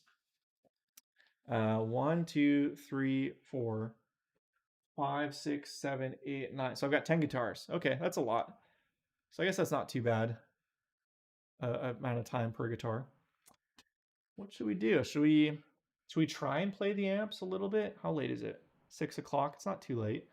I couldn't play them too loud. Maybe we can try and just I'll give it a shot and we'll just see if it sounds okay. And you guys can tell me. Yeah, I know, James. This thing is I always say that if I was ever, this will never happen. I don't expect it to happen, but just as like daydreaming kind of thing. If I were to ever get a signature guitar from Gibson, this is what it would be, right? Have you ever seen one that looks like this? I guarantee you haven't. This is about as unique as they come, and just really cool mods. And this would be a rad signature guitar, I think, with the neck humbucker junior style. This would be so cool. tour basses though. Yeah, I've got no basses, no acoustics. I used to have some basses and I sold them actually. I didn't want to be asked to play bass. So I was like, I'm just gonna sell it. I'm just gonna sell them. Maybe we'll play this. It's not in it's got old strings on. It's not in the best shape right now, but maybe we'll play it. I don't have any pick on me either.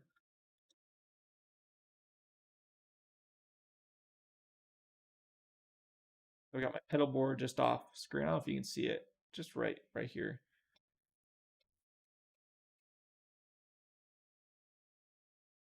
Frets or the strings are pretty gross, but maybe we'll play it. So I think what we'll do, let's just turn on an amp and see. Let's see what happens here. It's the best looking SG Junior I've ever seen. I agree. No acoustics. Yeah, no acoustics for me.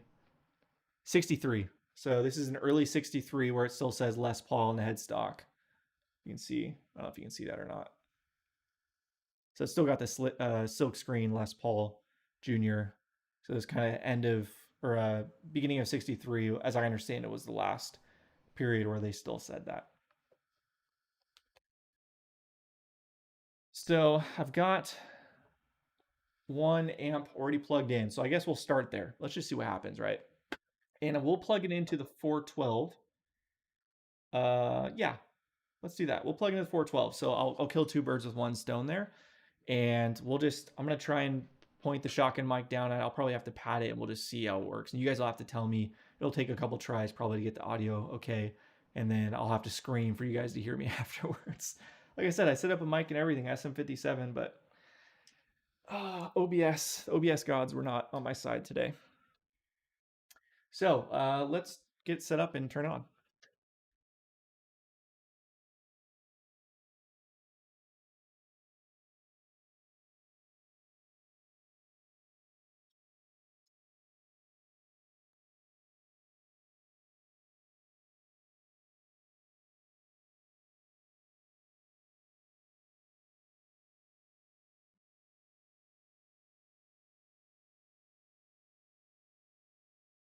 Grab something real quick. Change the impedance selector on the back.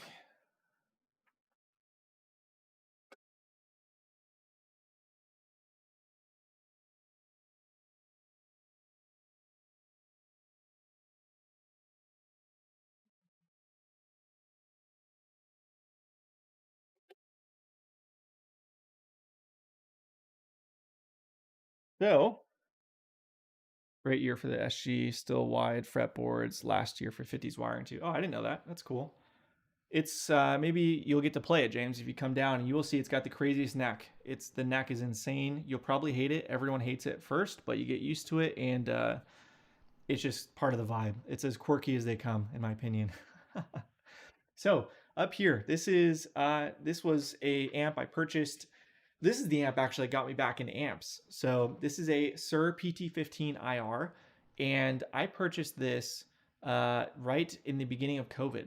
And when I say it got me back into amps, because quick side story here, if you go way back on my channel, you'll notice I did primarily digital content. My first ever video was about a Helix, and all my videos after that for the first couple years were about the Helix and Kemper. And so I basically, long story short, when I got into guitar, I had a pedal board, and I had the best amp I ever had. The best amp I had of all the amps I had up to that point was a Hot Rod Deluxe. And I hated that amp, by the way. But yeah, so I had that rig, and then I got a Helix purely just to flip because it was a good price, and I was just going to resell it. And I tried it, and I loved it. I was like, this thing sounds so good. So I sold everything. I sold all my pedals and all my amps and just kept the Helix. And I did a bunch of content with it, and I played a lot at church with the Helix, where it was always with direct in-ears and everything. So there's no reason to have an amp really in those situations. And then COVID happened, and I got a Kemper after that. I played through Kempers for a while and yada yada. And then COVID happened, and all of the gigs went from, well, first the gigs were all direct because I was playing virtually at church. I was playing at home, and I was recording myself, and they put it together and did like a whole like Brady's Bunch kind of setup for worship service at my church. And I did that for a while. And then when we started playing in person, it was all outside, and so I could have an amp again. I was like, well, shoot, A, COVID, I just want to try something new, because just with everything going on in the world, and B, I can play an amp again. So I found that, and this was again local deal, and I purchased it mainly because I could go direct with it as well as through a cab, so I could do best of both worlds because it has the IR capability built in, and it is a really great amp. It is incredibly versatile, and I've used it a ton. It is just great playing at home, uh, recording direct. In fact, I had it set up for this video when I thought I'd be able to do audio through my interface, going direct with it, so you can hear it through the IR I have set up with it. So, anyways, it's 3 channels. Really, it's 2 channels. Channel 2 and channel 3 are the same. Uh, they're just give you basically 2 different presets for gain and volume, but the EQ is shared between channel 2 and channel 3. And then channel 1 is a more clean to plexi style, and then channel 2, channel 3 is more hot rodded kind of Marshall. 15 watts, and yeah, I'm not sure how loud. It's probably gonna be pretty dang loud at that setting. So let's just see what we're working with here. We got no pedals on at the moment.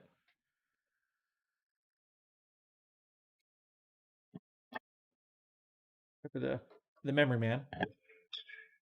So let me go ahead and move the mic, and we'll just play for a second and see how this goes. So I'm going to reduce the gain on the mic and point it down.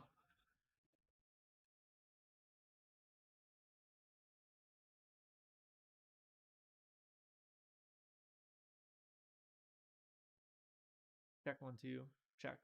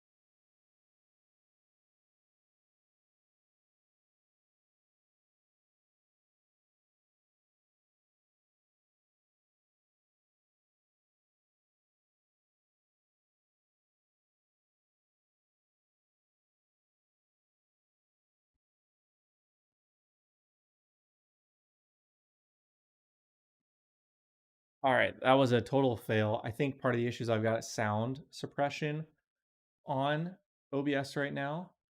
So I think that's partially messing it up.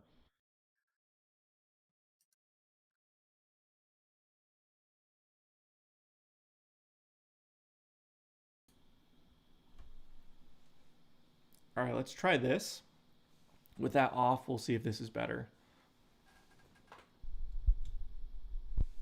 All right, that was a total fail. I think part of the issue is I've got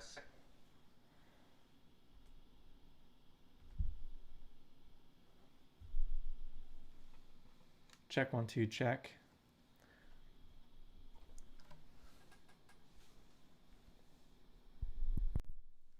Check 1, 2, check.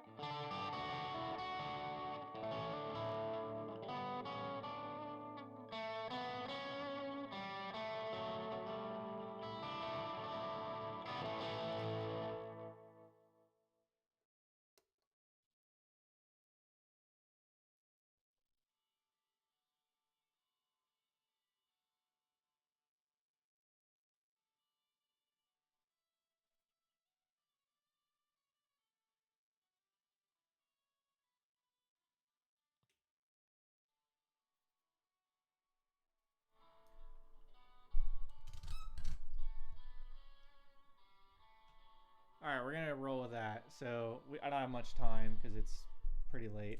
I can't play too loud, but can you guys hear me okay again?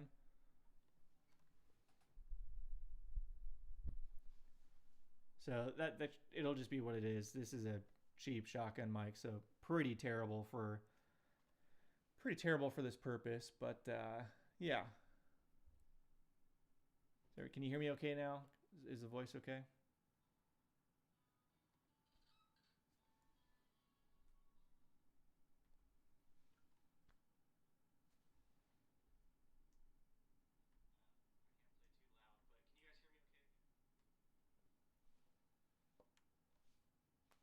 All right, we're just gonna go ahead and move on here.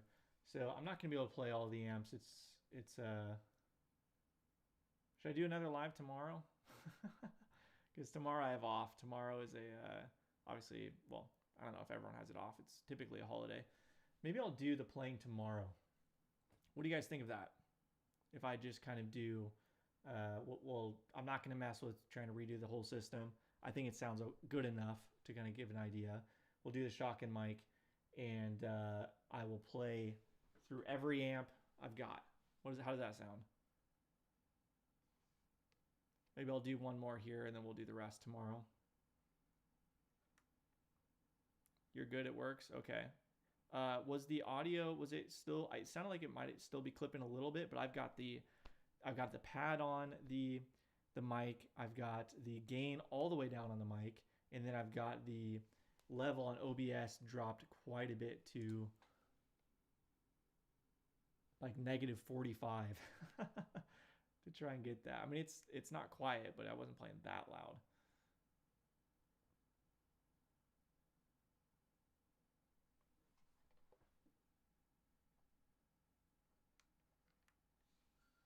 is the voice okay now?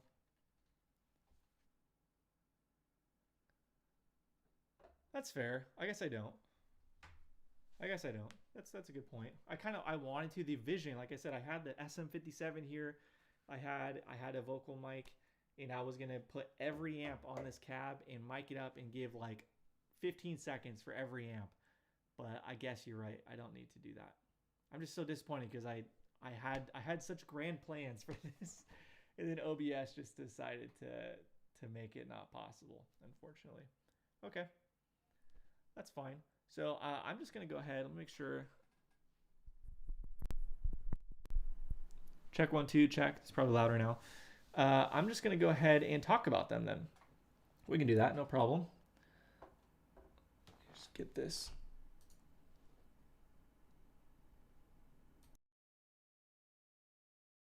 You guys can hear me okay? Everything's good? That sounds like a video format.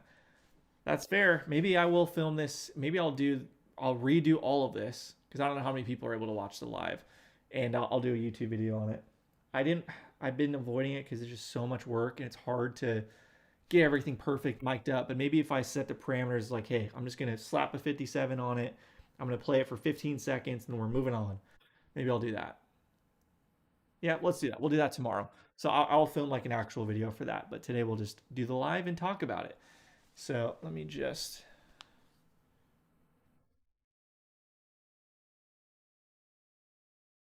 do this real quick.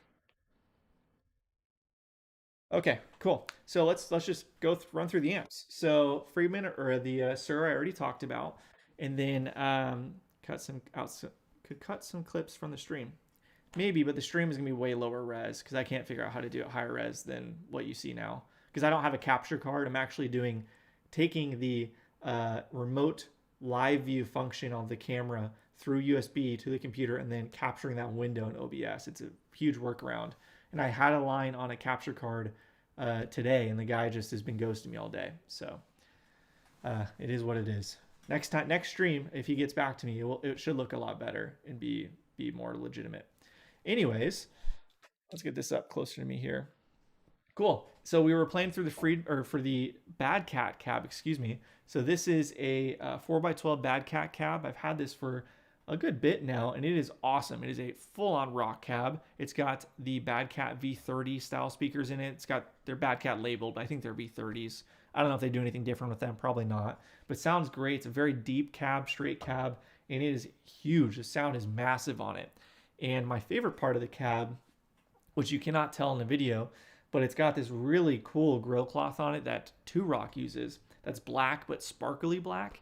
And I've been after this grill cloth forever, trying to put it on another amp I'll show you guys in a bit. And I reached out to Bad Cat, I reached out to Two Rock, and neither of them would give me any, let me buy any from them. I just needed a square this big, basically. And yeah, no, I couldn't find anybody that sold it either. So anyways, awesome cab. I purchased this from a guy, a super rich guy that just had it in his garage. He drove it to his mansion.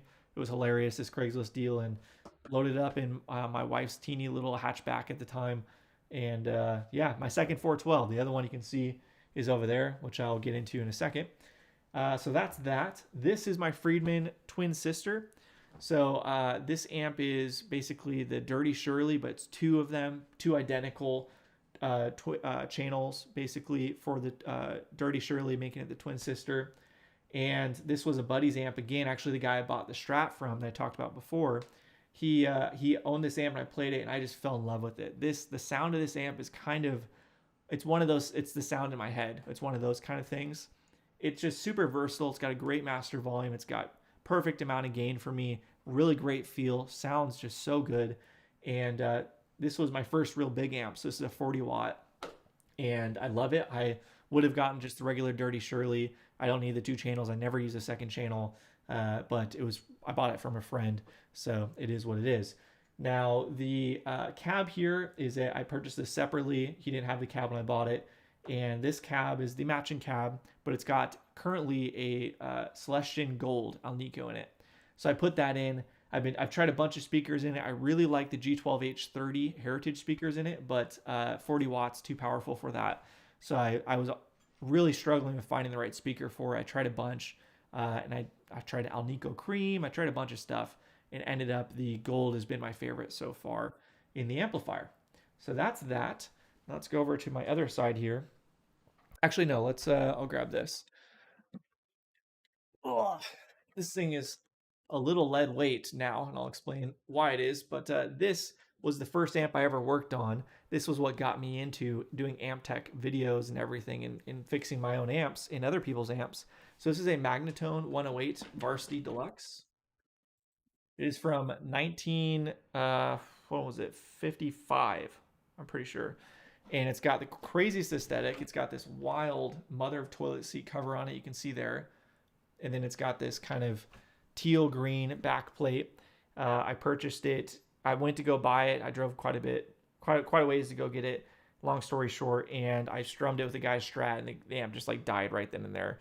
So I ended up getting it for a bit less, so that I honestly was like, okay, I'll just keep it as an ornament in my office, basically. And but then I decided I would go ahead and try and fix it, and yeah, I did. And I kind of rebuilt it, and it's so heavy because it's got, you can see, now you can't see in there. Uh, oh, there you go. You can kind of see. It's got a Celestion Gold 10-inch in it. I bought three. I'll get into the other why I bought three in a second, but for another amp. But I had a spare one, so I thought I'd just try it in this, and it is not a good fit.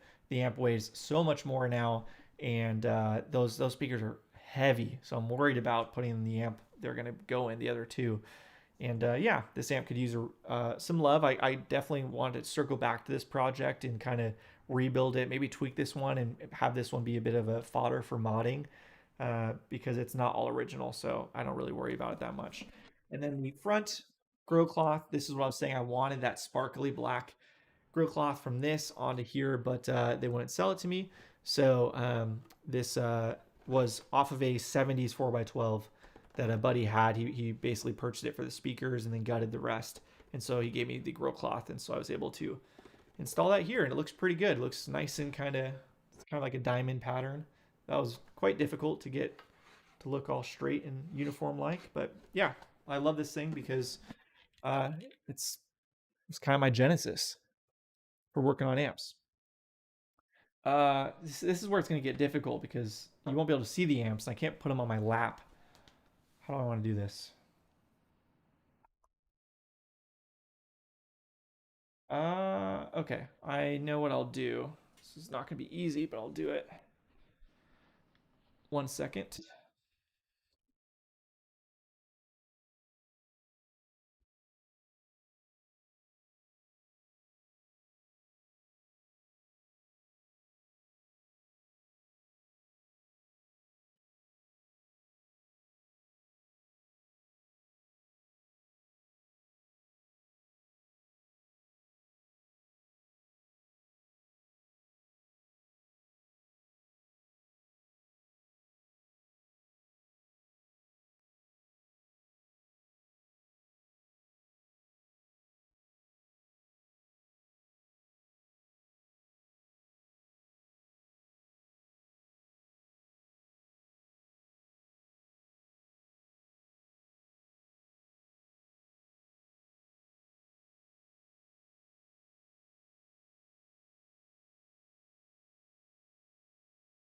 All right, I'm not going to do this for all of them because they're so freaking heavy, but I will do it for this. So first, while I'm moving this, I'll just show you guys my pedal board.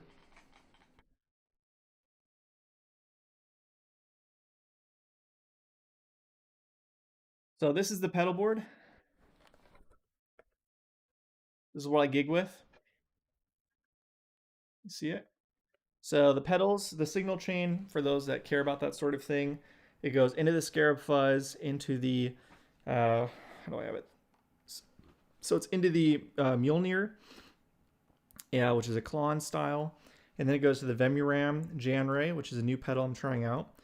And then we go to the tuner, and then we go to the Phase 95.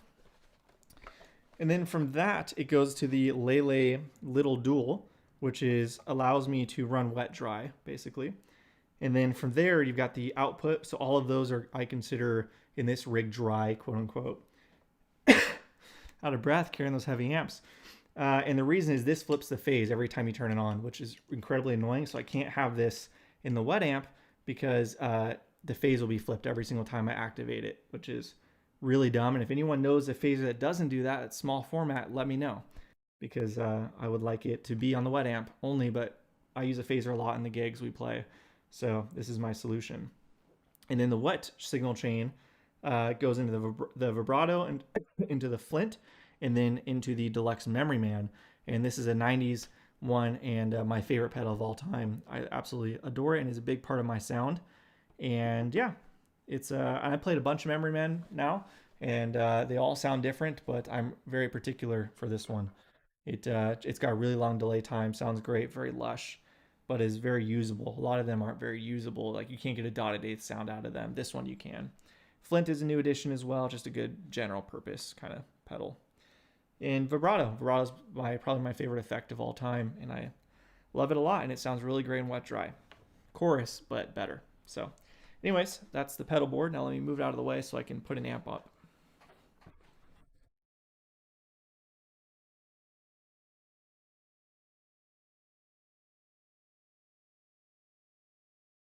Backtrack, we're hearing about the SG neck profile reminds me of a 64 Gibby LGO.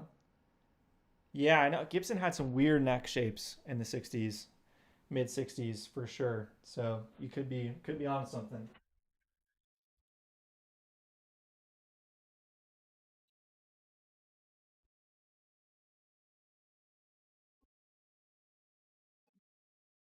All right, I'm not going to do that for every amp because that's way too heavy. I was going to turn on the intermission when I move stuff because I didn't think anybody wanted to watch me do that. Struggle with these giant amps. But so this is a Hayseed 30. This again is an amp I love and I talk about a lot.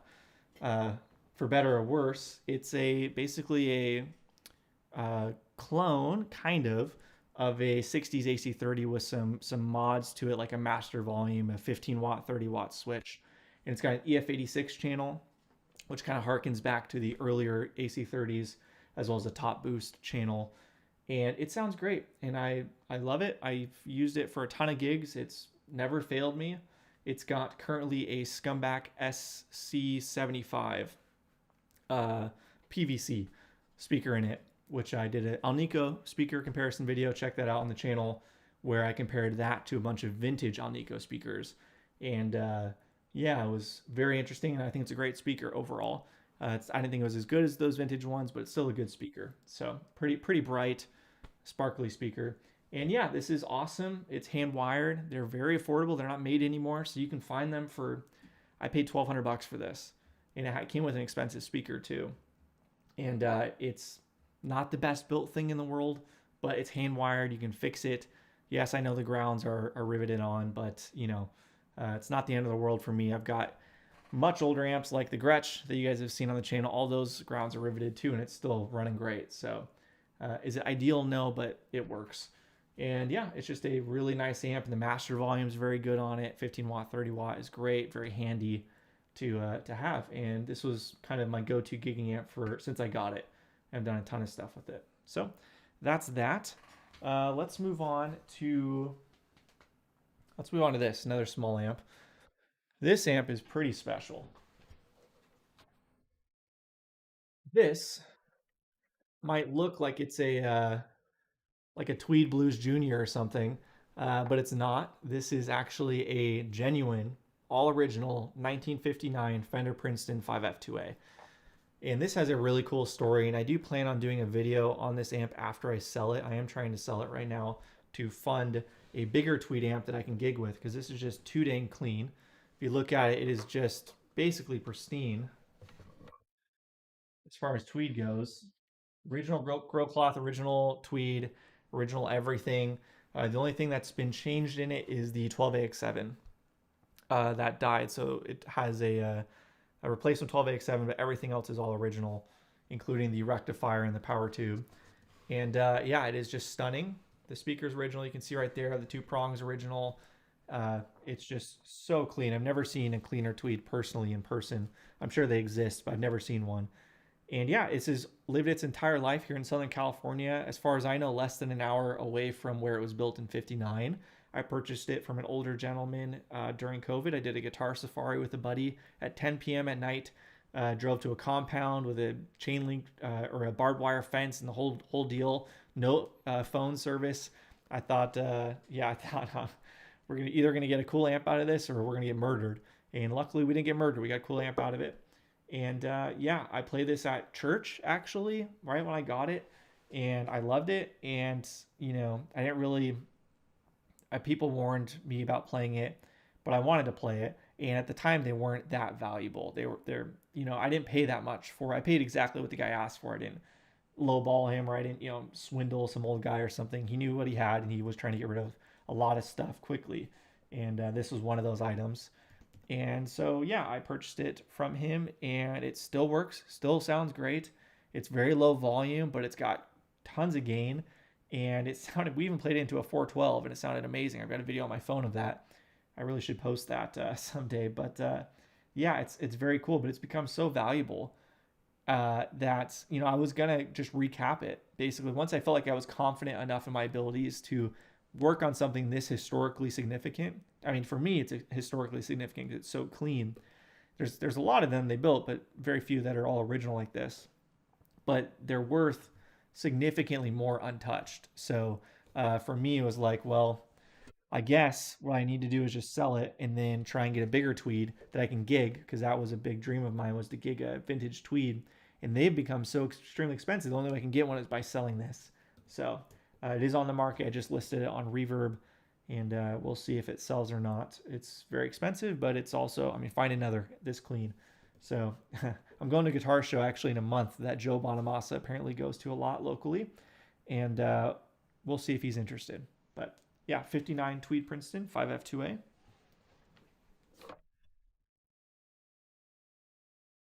Next amp we'll grab, let's grab the Magnatone, the other Magnatone.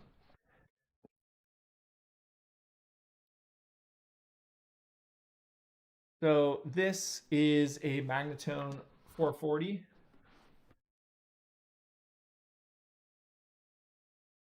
This is about as heavy as we can go on the lap here. So this is a 440 from 1961, if I remember correctly. And this is made in Torrance, California, so not far from here at all. I love that all these amps were built right around here so long ago. I purchased this off Craigslist as well. This was actually my first vintage amp I purchased before the other Magnatone. And this one I've not touched yet because it is very intimidating inside. It's got the wiring inside of a Magnatone is like sorry, it's like crazy rat's nest times 10. So it still works, but definitely needs filter caps, needs all of that. So this will be a project coming up. I've just been working on everyone else's amps so much, I haven't had time to work on my own. But yeah, it's all original, really, as far as I know, outside of it's got a fan added on off of a tap of the transformer to keep the amp cool, I guess, like a little PC fan or something on the back of the speaker. And the speaker was changed as well. It's got a, I think it was a Weber. Yeah, it's got a Weber in it. But other than that, it's really great. And the vibrato in this thing is amazing. I call this my Princeton killer. It just sounds to me so much better than a Princeton, but it is a very different sound, so it's very subjective.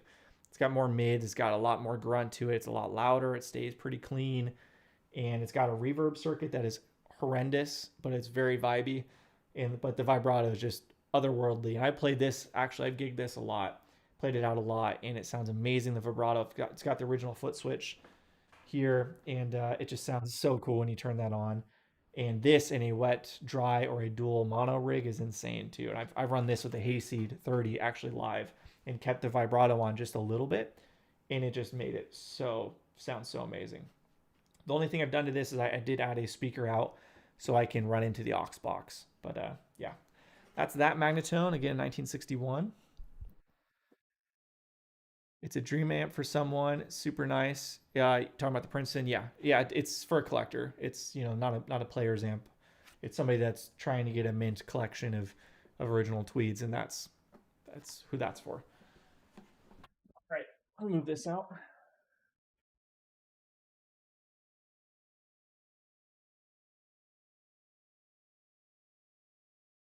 What should we do next? Try and rapid fire through a couple things here. How about we do the reverb tanks? That works. So this reverb tank is a reissue. So yeah, unfortunately not a vintage one, but actually, this is great. This thing sounds amazing. So it's got, sorry, it's got the tube shield rattling around in here. Let me put that back in.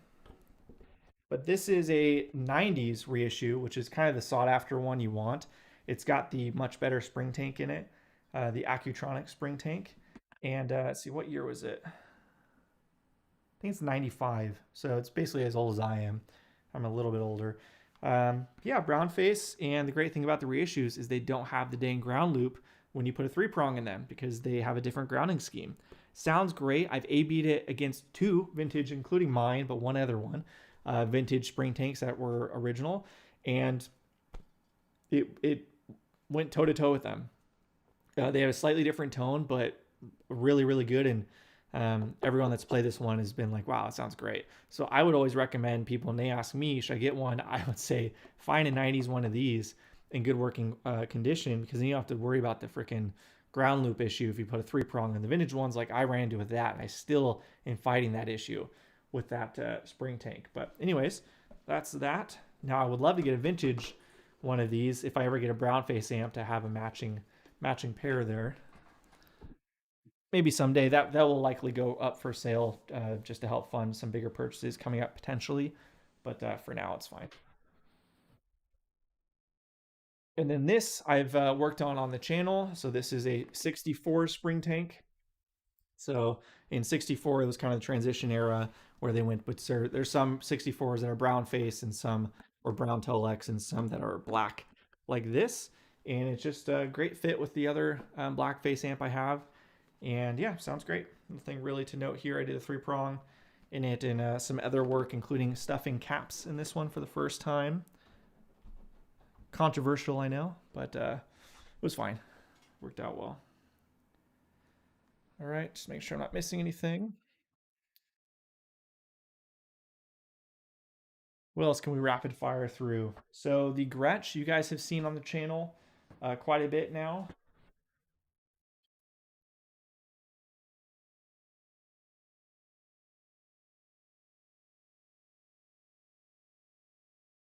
How about I do that? I can just do this. So the Gretsch, I just uploaded a video today, this morning, I believe, of this amplifier, the part 3 for it, and where I swapped in new coupling caps into it. So it's had a full recap plus new coupling caps and overall once over. And this thing is unbelievable. I just did a gear hang with some friends earlier this week, and the showstopper was this amp, and we played some amazing amps. Everyone came away like, wow, that thing is incredible. And my buddy actually is searching for one now. So I've already talked a lot about this in those videos, so check them out. It's a fairly rare model, the dual twin. It's based on the 6161 with a slightly different setup. You got 2 independent channels with their own volume and tone, and then you got the trem here. And 2x10 diagonal setup, which is very unique. And the grill cloth looks like burlap, and it's just a kind of a crazy amp. Huge. This has become one of my favorite amps, by the way, since I've got it. I just have fallen in love with this thing.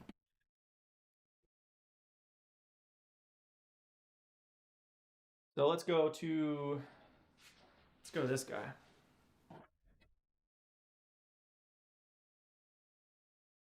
This one I've not shown on the channel. I don't think I've shown this on the channel yet. So you can see the comments if I miss anything. Oh, Matt, if you come over, Matt, you will. It sounds like I haven't done a proper mic'd video of it yet, just the camera audio. It just sounds so good. It is amazing. So this, I don't think I've shown on the channel yet, but this is a, get the mic to not block the view. So this is a 1964 Vox AC10 twin. And so 2 10-inch speakers in a combo, and it is extremely clean. If you didn't see the kind of sagging grill cloth they get, you would think was basically brand new, even though they don't make these, which makes no sense to me. Why Vox doesn't reissue the 2x10 AC10 in a hand wired is so perplexing to me, because it's such a cool, unique take. It's different than an AC15 with the single 12, so it's very different. It totally has its own place, but yeah, all original, extremely clean. And this one is going on the workbench in 2024. I've been trying to get used to the JMIs with the AC30s before diving into this because it's so clean, all original. I don't really want to, you know, I want to be very careful with it. So I feel a lot more confident now that I've worked on the other AC30 to give this thing a go. I've already bought the caps for it and everything, so I've got all the parts, I believe, ready to go. But yeah, it's got the original ELACs in it. You can see that. And so this amp is getting the two 10-inch golds, and I'm saving the ELACs off to the side just to be careful with those because they're not rated for that much. I actually want to gig this thing for smaller places where I don't need as much power, and so that's why the golds are getting in it. But yeah, beautiful, stunning amp. More on this in 2024 for sure.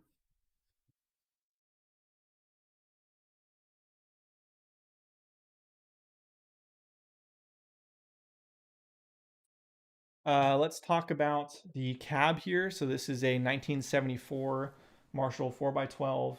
It has reissue speakers in it. Unfortunately, I got it for like, I want to say I paid $300 for it, and it had two V30s and two greenbacks in it. And then I swapped out the V30s for G12H30s heritage speakers. So it's got kind of a cross pattern. Sounds great. This is the Vibrolux Reverb. You guys have seen this on the channel. It's an amazing amp. I rebuilt it. Check out the video for that. I can hear my baby crying, so we're going to wrap up real quick here. 65, 64 transformers, early 65, FEIC. Over here, there's James Rewind Electrics AC30, potentially, maybe, question mark. It's a Smooth Tolex 63, 64, and that's all original with Celestian Blues as well as Albion transformers, everything. I haven't worked on it, haven't touched the inside yet, and I wasn't necessarily going to because I kind of wanted to just sell it. So I sold the Pro Reverb, and I was going to sell that to go towards another amp purchase that I'm kind of courting right now. Behind that is the Super Twin. You guys have all seen one of my favorite amps of all time. That's a 1964. Again, a million videos on the channel about that amp, and I've rebuilt that thing. It is stunning, gorgeous, and that's my main gigging amp now. That's what I play. We're playing a stage that can handle it. I play that amp, and it's just so good. More to come on that. There's more work that needs to be done. It's not quite finished yet, but yeah, and that does it. I think that covers all of them. Sure, review it on my channel. It'll save you some time. There you go. Well, you should buy it, James, and then work on it and record all that and get that going on your channel, because you know way more about this stuff than I do and are much more skilled than I am. So that'd be great. All right, I think we're gonna end there. I can hear the baby crying. It's about dinner time. I apologize, guys. This was such a mess in the beginning, but we got through it and we were able to cover all of my gear. I've got some assorted pedals and stuff that I'm not using, but that's everything. So I'm very blessed. I've got quite a lot, and there's a couple of things I'm after in 2024. Hopefully they'll work out, but we'll see. Stay tuned. Thank you guys again for watching. Really appreciate everybody. And yeah, if you guys haven't subscribed yet, hit subscribe. If you like the video, give it a thumbs up. And until next time, see you guys.